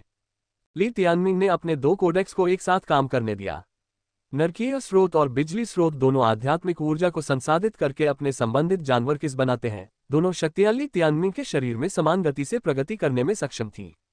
समय आ गया है। जैसे ही रात हुई, वह अपने बिजली स्रोत और नरक स्रोत के साथ आत्मा स्रोत के छठे स्तर तक पहुंच गया। शक्ति मेरे अंदर से बहती है। मैं लड़ना चाहता हूं। सफलता के साथ छोटी लड़की पूरी तरह से उत्साहित थी और अपने रास्ते में आने वाली किसी भी चीज से अच्छे पुराने मुर्गों की लड़ाई में भिड़ने के लिए तैयार थी। बस बहुत हो गया, म्याओ। मैं एक जीवनबद्ध जानवर नहीं बनना चाहता। मैं अब और खेती नहीं करना चाहता, म्याओ। काली बिल्ली सोने के कगार पर थी। अगर उसके काले फर न होते तो उसके काले घेरे उसके चेहरे के आधे हिस्से पर होते। ठीक है, मैं तुम्हें आधे दिन के लिए छुट्टी दे दूंगा। ली तियानमिंग हंसा। आधा दिन? ये तो पशु उत्पीड़न है, म्याऊं। तुम्हारी एक और म्याऊं और वह आधा दिन बीत जाएगा। चलो, म्याऊं म्याऊं, ये बड़ा भाई तुम्हें घुमाने ले जाएगा। कोई बात नहीं, बड़े भाई चिकन, मुझे आराम करने दो। बस मुझे सोने दो, म्याऊं। जैसे ही उन्होंने अपनी मजाक मस्ती जारी रखी, ली तियानमिंग ने फ्लेमिलो पैगोडा छोड़ दिया और वेई मनों में वापस आ गया। कल वह दिन है जब माँ को नया जीवन मिलेगा। वह इस दिन का बहुत लंबे समय से इंतजार कर रहा था। अब जब मैं छठे स्तर का स्पिरिट सोल्स हूं तो मुझे यूनिटी के नीचे बेजोड़ होना चाहिए। लेकिन यूनिटी में सेंट बेस्ट वॉर सोल के साथ एक जुड़वां बीस्टमास्टर लिन जियाओटिंग के खिलाफ मैं अभी भी आश्वस्त नहीं हूं। मुझे और भी मजबूत बनने की जरूरत है, लेकिन बहुत कम समय बचा है। अपने दो आदिम अराजकता जानवरों की क्षमता के साथ उसका भविष्य असीम था। उसके दो भाई दुनिया को निगलने वाले राक्षसों के रूप में अपने पूर्व गौरव के करीब भी नहीं थे, लेकिन उसे विश्वास था कि वे एक दिन वहां पहुंच जाएंगे। वर्मिलियन बर्ड उसे लंबे समय तक बांध कर नहीं रखने वाला था। वह रेनफॉरेस्ट पवेलियन में वापस आ गया और अपने खाली समय का उपयोग जगह को साफ करने में किया, विशेष रूप से दर्पण जिसे उसने साफ करने का ध्यान रखा। वह भी सुंदर दिखना चाहती है, लेकिन पिछले 20 सालों में उसे ऐसा करने का मौका ही नहीं मिला, ली तियानमिंग ने दुख जताते हुए कहा। एक व्यक्ति के जीवन में कितने 20 साल होते हैं? रात लंबी थी, किसी भी अन्य रात से अधिक लंबी। यंग हुओ ने रात को यार्ड में बेतहाशा भागते हुए बिताया, जबकि म्याओ म्याओ रात के अधिकांश समय मेज पर सोती रही। जब ली तियानमिंग अगली सुबह उठे तो उन्होंने पाया कि तालाब में सभी सुनहरी मछलियां मर चुकी थीं, उनके शरीर हर जगह बिखरे हुए थे। ये दो जानवरों की शरारत का नतीजा था। पिछले दिन म्याओ म्याओ जितनी नींद में थी, वह इस बार आश्चर्यजनक रूप से ऊर्जावान थी और मछली तालाब के चारों ओर खुशी से उछल रही थी। ली तियानमिंग ने दरवाजे के पास मरे हुए चूहों के ढेर पर नजर डाली और सोचा कि क्या उनके जेनेसिस कैस थंडरफियन की असली पहचान एक पालतू बिल्ली थी। जब दोनों जानवरों ने ली तियानमिंग को देखा तो वे दोनों ली तियानमिंग के कंधे पर कूद पड़े और एक एक तरफ खड़े हो गए। हाँ, चलो ली तियानमिंग। छोटी लड़की ली तियानमिंग की सवारी करते हुए एक चरवाहे की तरह थी। हवा की तरह भागो, ली तियानमिंग। मेरी चिंता मत करो, मैं गिरूंगी नहीं, म्याओ, काली बिल्ली ने कहा। बेशक ऐसा नहीं होगा, ये देखते हुए कि उसके पंजे ली तियानमिंग के कंधों को छेद रहे थे। मुझे ऐसा क्यों लगता है कि हमारी भूमिकाएं उलट गई हैं। लोग आमतौर पर अपने जीवनबद्ध जानवरों की सवारी करते हैं, न कि इसके विपरीत। ली तियानमिंग ने कहा, उसका सिर दुख रहा था। हाँ, घोड़ों को चुप हो जाना चाहिए और बस चलते रहना चाहिए। छोटी लड़की स्पष्ट रूप से आनंद ले रही थी और जब ली तियानमिंग का अपमान करने की बात आई तो उसने कोई कसर नहीं छोड़ी। म्याओ म्याओ, मैं तुम्हें बता दूं, ली तियानमिंग महज एक घटिया सवारी है। अगर तुम वाकई एक अच्छी सवारी की तलाश में हो तो तुम्हें उसके अलौकिक गुरु म्यू वान की तलाश करनी होगी। यंग वो ऐसा लग रहा था जैसे वह अनुभव से बोल रहा हो। ऐसा क्यों है, बड़े भाई मुर्गी? काली बिल्ली ने पूछा। पब फ्यूचर द्वारा विज्ञापन। देखिए, जब हम ली तियानमिंग की सवारी कर रहे होते हैं तो हमारे पास आराम करने के लिए कुछ भी नहीं होता। लेकिन म्यू वान, उसके पास 2 पहाड़ियां हैं जो मार्शमेलो से भी नर्म हैं, उन पर आराम करना अविश्वसनीय रूप से आरामदायक है। यंग हुओ ने मुस्कुराते हुए कहा। यह अच्छा लगता है, बड़े भाई चिकन। तो क्या हम अपना घोड़ा बदल देंगे? दुर्भाग्य से हम ऐसा नहीं कर सकते। वह बुरा हो सकता है, लेकिन कम से कम वह मुफ्त आता है। कितनी शर्म की बात है, म्याऊं। वे भाग्यशाली थे कि ली तियानमिंग आज अच्छे मूड में थे क्योंकि वेई जिंग बाहर आने वाला था, अन्यथा वे आज रात के जश्न के रात्रिभोज में शामिल होते। सुबह सुबह जब वह हाईक्लाउड चैम्बर के बाहर पहुंचा तो वह बहुत पहले ही आ चुका था। काली बिल्ली के जन्म के साथ ही छोटी सी बच्ची को उसका लंबे समय से मनचाहा साथी मिल गया था। नतीजतन ली तियानमिंग को पहले से ही दोनों के हर जगह उसका पीछा करने की आदत हो गई थी। अरे देखो, सबसे बढ़िया घोड़ा यहाँ है, छोटी चिड़िया ने कहा। ली तियानमिंग ने पलटकर देखा कि म्यू यान पहले ही आ चुकी थी। वह आकर्षक महिला उसके पीछे खड़ी थी। इससे पहले कि वह समझ पाता, काली बिल्ली पहले ही उसके सीने में घुस चुकी थी। ली तियानमिंग, तो ये तुम्हारा दूसरा जीवन बाधित जानवर है। मुझे लगता है कि तुम्हें इसे मुझे दे देना चाहिए। मू वान की आंखें चमक रही थी क्योंकि वह अपनी बाहों में बिल्ली के साथ खेल रही थी। चंचल छोटी बिल्ली ने पहले ही उसका दिल पूरी तरह से जीत लिया था। ओह, तुम बहुत खूबसूरत छोटी चीज हो। अब यह मेरी है। ली तियानमिंग, गुरु, मेरा क्या होगा? यंग हुओ ने एक तरफ अपने पंख फड़फड़ाए। तुम चले जा सकते हो। म्यू वान ने अपनी आंखें घुमाई। छोटी सी लड़की चिल्लाई, मेरे साथ ऐसा क्यों हो रहा है? मेरे बड़े भाई मुर्गे को मत डांटो। मैं जो कुछ भी पाऊंगी उसे अपने भाई के साथ बांटूंगी। लो, मेरे साथ इस बेहतरीन सवारी का मजा लो। काली बिल्ली ने अपना सिर उसकी छाती से ऊपर उठाया। कौन सी श्रेष्ठ सवारी? म्यू वान ने पूछा। कुछ नहीं, इसकी चिंता मत करो, छोटे चूजे ने जवाब दिया। उसके चेहरे पर एक दुष्ट मुस्कान थी। जैसे जैसे वे बोलते रहे, कई अन्य लोग भी वहां आ गए, जिनमें वेई तियानिक्सियो, वेई जिकुन और यहां तक कि सेचचेन भी शामिल थे। क्या तुम्हें अपनी पत्नी की चिंता नहीं है? म्यू यांग ने हंसते हुए कहा। खैर, घर पर फैसले मैं ही लेता हूँ। तुम्हारा यह मानना बहुत साहपूर्ण है कि उसके गुस्सा करने के बाद तुम्हारे पास लौटने के लिए एक घर है। उसी क्षण हाईक्लाउड चैम्बर के द्वार चरमराहट के साथ खुल गए और उनकी बातचीत वहीं समाप्त हो गई।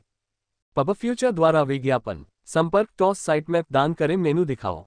उपन्यास ऑनलाइन पूरा पढ़े। उपन्यास बिन। उपन्यास युगों का पशु प्रधान अध्याय 150 ली तियानमिंग का जीवन शाप।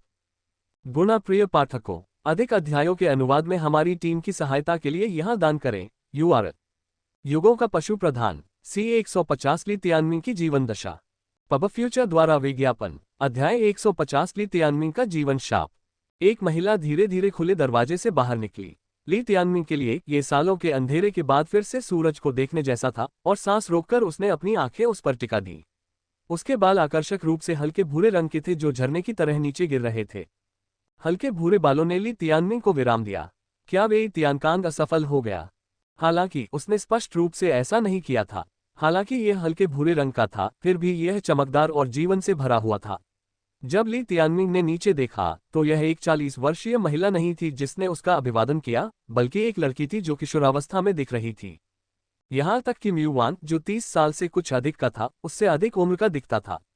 उसकी दो चमकती हुई आंखें और सफेद दांत थे। उसके चेहरे पर एक ऐसी मुस्कान थी जो एक जवान लड़की की होनी चाहिए। उसका नाजुक शरीर जीवन से भरा हुआ था और वह फुर्ती से चलती थी। ली तियानमिंग को लगा कि वह कुछ गलत देख रहा है। ये लड़की जियान फीलिंग और जियान किंगलुआन से अलग नहीं दिख रही थी। माँ, ली तियानमिंग ने उम्मीद की थी कि वह 80 साल की दिखने वाली से 40 साल की दिखने वाली बन जाएगी, जो ज़ुलैन जितनी बूढ़ी दिखेगी। हालांकि वह 18 साल की दिख रही थी। जरूर, उसके बाल हल्के भूरे थे, लेकिन कोई अनजान व्यक्ति सोच सकता था कि उसने डाई का इस्तेमाल किया है और शायद उस पर डोरे भी डाल सकता था। आज सुबह दूसरी बार सिर में दर्द होने लगा। ऐसी हालत में उसे क्या माँ, बड़ी बहन या छोटी बहन कहकर पुकारना चाहिए था। ये सिर्फ ली तियानमिंग तक सीमित नहीं था। जब वे जिन बाहर निकले तो वहां मौजूद सभी लोग हैरान रह गए। उन्हें लगा कि कहीं उनकी आंखों में कोई समस्या तो नहीं है। आप सभी के पास सीमित ज्ञान है। जब कोई व्यक्ति लाइफबैंड से उबरता है तो वह पहले जैसा ही दिखता है, भले ही 60 साल बीत गए हों।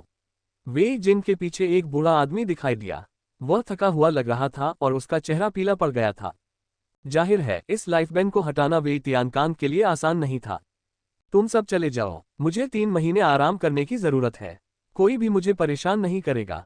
वेई तियानकांग ने वेई जिन को बाहर धकेल दिया और फिर दरवाजा बंद कर दिया, मानो वेई जिन को बचाना अपमानजनक हो। 3 महीने तक आराम करने की जरूरत ने न सिर्फ ये दिखाया कि यह कितना कठिन था, बल्कि यह भी कि ली तियानमिंग ने अपने दादाजी के बारे में गलत अनुमान लगाया था। सौभाग्य से उनके लिए आराम ही काफी था। वेई जिन ने पलटकर देखा, लेकिन दरवाजा पहले से ही बंद था। वह जिद्दी बूढ़ा आदमी। जब वह अपने दांत पीस रही थी, उसके होठों के कोने पर एक हल्की सी मुस्कान उभर आई। उसके और उसके पिता के बीच की दीवारें गिर गई थीं। वह खुश कैसे न हो सकती थी। उसका जीवन दान चला गया था। वह 20 साल की हो गई थी और उसने अपने पिता के साथ दुश्मनी खत्म कर दी थी। ऐसा लग रहा था जैसे वह नर्क से निकलकर स्वर्ग में आ गई हो। वह जो आनंद से भर गई थी, वह उसे वहीं जड़वत कर देने के लिए पर्याप्त थी। वह पहले ही अपने पिता को कई बार धन्यवाद दे चुकी थी, लेकिन वह जानती थी कि एक और बड़ा योगदान करता था, ली तियानमिंग। जब उसने अपने बेटे को देखा तो उसकी आंखें खुशी के आंसुओं से नम हो गईं। तियानमिंग। पब फ्यूचर द्वारा विज्ञापन। अगले ही पल वेई जिन अपने बेटे को गले लगा रही थी। तुम कौन हो? मेरी बहुत समय से खोई हुई बहन। ली तियानमिंग ने उसके कंधों को पकड़ लिया और अतिशयोक्तिपूर्ण भाव से कहा। वेई जिंग ने खुद को आईने में देखकर मुस्कुराए। उसने खुद भी कभी नहीं सोचा था कि वह फिर से 20 साल की हो जाएगी। पिता ने कहा कि लाइफ्स्पैन सिर्फ दुर्भाग्य नहीं है, इसके कई रहस्यमय पहलू भी हैं जिन्हें हमारा कबीला समझ नहीं सकता। लाइफ्स्पैन शुरू होने के समय आप जिस स्थिति में थे उसमें वापस लौटना सिर्फ एक छोटा सा हिस्सा है। ये सिर्फ मेरा शरीर नहीं है जिसकी घड़ी 20 साल पीछे चली गई है। इन शब्दों के साथ उसने अपने जीवनबद्ध जानवर 8 पंखों वाले गोल्डरॉक को बुलाया। ये वे जिनकी तरह स्पिरिट्सोस के शिखर पर था। 20 साल तक लाइफ्स्पैन से पीड़ित रहने के बाद रॉक 4 पंखों वाला गोल्डरॉक बन गया था। हालांकि अब वह 20 साल पहले वाली स्थिति में वापस आ गया था। अविश्वसनीय। ली तियानमिंग को लाइफ्स्पैन की गहराई के बारे में कुछ भी पता नहीं था। उसने सोचा था कि यह पूरी तरह से दुर्भाग्य है। यहां तक कि वेई तियानकांग भी केवल यही अनुमान लगा पाए थे कि ऐसा होगा, क्योंकि वेई जिंग ऐसा पहला केस स्टडी था जिसने 20 साल तक लाइफ्स्पैन को झेला था। आमतौर पर वेई कबीले के सदस्य जो लाइफ्स्पैन से संक्रमित होते थे वे तुरंत इससे छुटकारा पा लेते थे। 20 साल की मां। ली तियानमिंग को समझ नहीं आ रहा था कि अब क्या सोचे। मुझे यह मत बताओ, मैं शरीर से भले ही 20 साल की हूं लेकिन मेरा दिल अभी भी 40 साल के आदमी जैसा है, वेई जिंग ने मजाक में डांटा। अब वह सचमुच बहुत खुश थी। ली तियानमिंग और भी अधिक खुश था। उसे ऐसा लग रहा था जैसे उसके दिल पर लंबे समय से जो पत्थर भारी पड़ रहा था वह हट गया हो। माँ, ली तियानमिंग की बात पर ध्यान मत दो, तुम्हारा बेटा आ रहा है। छोटी चिड़िया उड़कर आए। म्याओ। उसके पीछे बिजली चमक रही थी। कुछ ही देर बाद काली बिल्ली आराम से वेई जिंग की बाहों में आ गई। जब लाइमलाइट चुराने की बात आती थी तो ये दोनों सक्षम थे। फिर भी वे एक बड़ा परिवार थे। लाइफ्स्पैन के हटने से जो चमत्कार पैदा हुआ वह आनंद पर आनंद था। उसने हमेशा कहा था कि जब वह छोटी थी तो वेई जिंग इग्निसपोलिस की एक महान सुंदरी रही होगी, और अब उसकी बातें सही साबित हुई। इसमें कोई आश्चर्य नहीं कि म्यू यांग और सेज चेन जैसे लोगों ने उसके साथ इतना अच्छा व्यवहार किया। तुम पहले से ही शादीशुदा हो, इतना मत देखो। म्यू यांग ने सेज चेन को देखा। वह फिर से 20 साल की हो गई है। मेरे लिए मुश्किल समय आ रहा है, सेज चेन ने भावुक होकर कहा। इस बारे में बात करते हुए घर पर वह व्यक्ति ईर्ष्या करेगा जब वह देखेगा कि जिंगर अब कैसी दिखती है। म्यू यांग हंसा। सेज चेन ने अपना सिर हिलाया। जो भी हो, वह हमेशा से ऐसी ही रही है। जब समय आएगा हम उस पुल को पार कर लेंगे। शर्माते हुए आगे बढ़ते हुए म्यू वान ने पूछा, बड़े भाई, क्या कोई ऐसा तरीका है जिससे मैं असीमित संख्या में लाइफ्स्पैन प्राप्त कर सकूं? माफ कीजिए, क्या? म्यू यांग ने घूर कर देखा। पब फ्यूचर द्वारा विज्ञापन? नहीं, मुझे तो बस शाश्वत युवावस्था में रुचि है, म्यू वान ने ईर्ष्या से कहा। भागो, मैं देख सकता हूं कि तुम बड़ी बहन जिंग पर मोहित हो गए हो। अगर तुम ऐसा ही करते रहे तो मैं तुम्हें एक तमाचा मारूंगा। म्यू वान भाग गया। यहाँ सिर्फ वेई तियानिक्सियोन, वेई जिकुन और उनके बच्चे ही खुश नहीं दिख रहे थे। वे भी विपक्ष में थे, लेकिन वेई तियानकांग ने फिर भी अप्रत्याशित रूप से उसे बचा लिया था। मुझे ऐसा क्यों लगता है कि पिताजी शुरू से ही उसे बचाना चाहते थे? वेई जिकुन ने भौहें सिकोड़ी। क्या यह आश्चर्य की बात है? वह हमेशा उससे सबसे ज्यादा प्यार करता था, वेई तियानिक्सियोन ने जवाब दिया। ठीक है, अब वह माँ और बेटा बहुत खुश होंगे। वेई मैनर अब हमारा नहीं है। जाहिर है, म्यू यांग ली तियानमिंग को अपना शिष्य स्वीकार करेंगे। ली तियानमिंग संभवतः अगले शासक होंगे। इसका मतलब ये था कि यह अब उनके बच्चों की दुनिया नहीं थी। फिर भी वे इसके बारे में क्या कर सकते थे? बड़े भाई जिकुन, हैरानी की बात है कि वेई जिंग उनके पास गया। इतने सालों में यह मेरी गलती थी। पिताजी की देखभाल करने और जागीर का समर्थन करने के लिए धन्यवाद। अब जब तुम इससे मुक्त हो तो अच्छा जीवन जियो। ऐसा कुछ मत करो जिससे उसे फिर से दुख पहुंचे। वह बूढ़ा हो रहा है, वेई तियानिक्सियोन ने कहा। जिंगर समझती है, वेई तियानिक्सियोन ने कहा, मेरे पास कुछ है। मैं पहले कदम उठाऊंगा। ठीक है, अपना ख्याल रखना। अंकल, मैं तुम्हें विदा नहीं करूंगा। ली तियानमिंग मुस्कुराते हुए आगे बढ़ा। भले ही वे नाराज थे, लेकिन जटिल भावनाओं से भरे होने के कारण वे वहां से चले जाने के अलावा कुछ नहीं कर सकते थे। वेई तियानिक्सियोन ने वेई गुआओ, वेई लिंगक्सुआन और बाकी दर्शकों को भी अपने साथ ले लिया। अंत में वेई तियानकांग ने भी उसे माफ करने का फैसला किया था, इसलिए उनके पास कोई कारण नहीं था कि वे उससे नाराज रहें। ली तियानमिंग और बाकी लोग रेन फॉरेस्ट पवेलियन में लौट आए। वेई जिंग ने मेहमानों के लिए खुद खाना बनाया। हालांकि यह उतना शानदार नहीं था, फिर भी म्यू यांग और सेज चेन ने इसकी खूब तारीफ की। वे रात होने पर ही वहां से निकले और ली तियानमिंग, उनकी मां और 2 छोटे जानवरों को पीछे छोड़ गए। यंग हुओ और म्याओ म्याओ खेलने के लिए आंगन में चले गए, जबकि वेई जिंग आईने के सामने अपने बालों को संवार रही थी। ली तियानमिंग ने आईने में अपनी जवानी का प्रतिबिंब देखा। उसे लगा जैसे वह सोते समय खुद को हंसते हुए जगा देगा। माँ, क्या आप अंकल यान के साथ रिश्ते को फिर से जीवंत करेगी? ली तियानमिंग ने पूछा। नहीं, इंतजार क्यों? आज ही 1 करोड़ जीते। इंतजार क्यों? आज ही 1 करोड़ जीते। FUN 88 भारत का सबसे भरोसेमंद मंच। फन 88 पब फ्यूचर द्वारा विज्ञापन। क्यों? ली तियानमिंग ने उत्सुकता से पूछा। उसने कहा कि उसके मन में ऐसे विचार नहीं हैं। 20 साल बाद वह अपनी जिंदगी का आदी हो चुका है। मेरे साथ रहना तनावपूर्ण होगा, वेई जिंग ने कहा। क्या उसमें कुछ गड़बड़ है? ली तियानमिंग ने सोचा था कि म्यूयान के पास कुछ योजनाएं हैं जब उसने देखा कि वह कितना सक्रिय था। इसके अलावा कोई है जिसे मैं ढूंढना चाहती हूँ। वेई जिंग ने दृढ़ता से अपने प्रतिबिंब को देखा। कौन? अगर अवसर आएगा तो मैं तुम्हें बताऊंगा। उद्धरण चिन्ह डॉट डॉट डॉट उद्धरण चिन्ह। वह शीशे के सामने खुद को संवारने में लगी रही, जो काम वह 20 साल से नहीं कर पाई थी। वह क्या है? जब उसकी आस्तीन ऊपर चढ़ी तो ली तियानमिंग ने उसके दाहिने हाथ पर कुछ देखा। ली तियानमिंग ने करीब से देखने के लिए उसका हाथ पकड़ लिया। उसने देखा कि 3 गोलाकार छल्ले एक दूसरे पर चढ़े हुए थे जो उसके रगड़ने पर भी नहीं निकल रहे थे। वेई जिंग ने कहा, मुझे नहीं पता। यह तब दिखाई दिया जब लाइफ्सपेन को हटा दिया गया था। क्या इससे कोई समस्या उत्पन्न होगी? नहीं, पिछले कुछ सालों में ऐसे कई लोग हुए हैं जिन्होंने लाइफ्सपेन का इस्तेमाल किया है। हालांकि उन सभी ने पहले साल में ही इसे हटा दिया था और उनकी बाहों में सिर्फ एक ही ऐसी अनुभूति थी। यह संभव है कि मेरे पास 3 हो क्योंकि मैंने लाइफ्सपेन का इस्तेमाल बहुत लंबे समय तक किया था, वेई जिंग ने बताया। क्या यह आपकी भावी साधना और जीवन को प्रभावित करेगा? माना जाता है कि प्रत्येक अनुभूति साधना की गति को बढ़ाएगी। ये युगों से वेई कबीले की समृद्धि का कारण है। मेरे पिता के पास एक है, लेकिन मेरे भाइयों के पास नहीं है, इसलिए वे कमजोर हैं, वेई जिंग ने उत्तर दिया। तो यह ऐसा ही है। अगर एक अनुभूति आपको वेई तियानकान के स्तर तक पहुंचने देती है, तो क्या आप उससे 3 गुना ज्यादा हासिल नहीं कर पाएंगे, क्योंकि आपके पास 3 है? अपने दादाजी को नाम से मत बुलाओ, यह असभ्यता होगी। वेई जिंग ने उसके सिर पर थपकी दी। माँ, हमारे कबीले को ये लाइफ्सपेन कैसे मिला? ली तियानमिंग ने उत्सुकता से पूछा। माना जाता है कि एक महिला पूर्वज जिसका उपनाम ली था, जिसने 1000 साल पहले शादी की थी, वह इसे लेकर आई थी। उसकी वजह से ही हमारा वेई कबीला फला फूला। ली नाम की एक महिला पूर्वज। दरअसल ली तियानमिंग के मन में अपना उपनाम बदलने का विचार था। हालांकि वेई तियानमिंग का नाम बहुत बुरा लग रहा था। उसे भी इसकी आदत थी, इसलिए अंत में वह इसे बदलने के लिए बहुत आलसी था। अप्रत्याशित रूप से जिस पूर्वज ने लाइफ्सपेन को लाया था, उसका उपनाम भी उसके ही समान था। मैं जाकर यंग हू और म्याओ म्याओ के साथ खेलूंगा। प्रधान शिष्य ली तियानमिंग, अपनी साधना पर कड़ी मेहनत करो, कहीं ऐसा न हो कि तुम्हारी प्रतिभा की उपाधि तुम्हारी मां छीन ले। वेई जिंग हंसते हुए चली गई। ली तियानमिंग को समझ नहीं आ रहा था कि हंसे या रोए। वह संभवतः दुनिया का एकमात्र व्यक्ति था जो अपनी मां की उम्र का दिखता था और उसे जीनियस होने के खिताब के लिए अपनी मां से लड़ना पड़ा। मेरे बाल। ली तियानमिंग ने पास झुककर एक अनोखी खोज की। उसके बाल पिछले बार की तुलना में हल्के हो गए थे। क्या मैं कुछ देख रहा हूँ? ली तियानमिंग को याद आया कि उसके बाल हमेशा चमकदार काले रहे थे। उसे अचानक बुरा लगा और उसने तुरंत अपने दाहिने हाथ की जांच की। वहां एक अंगूठी पड़ी थी। भाड़ में जाओ, मेरे पास भी लाइफ्सपेन है।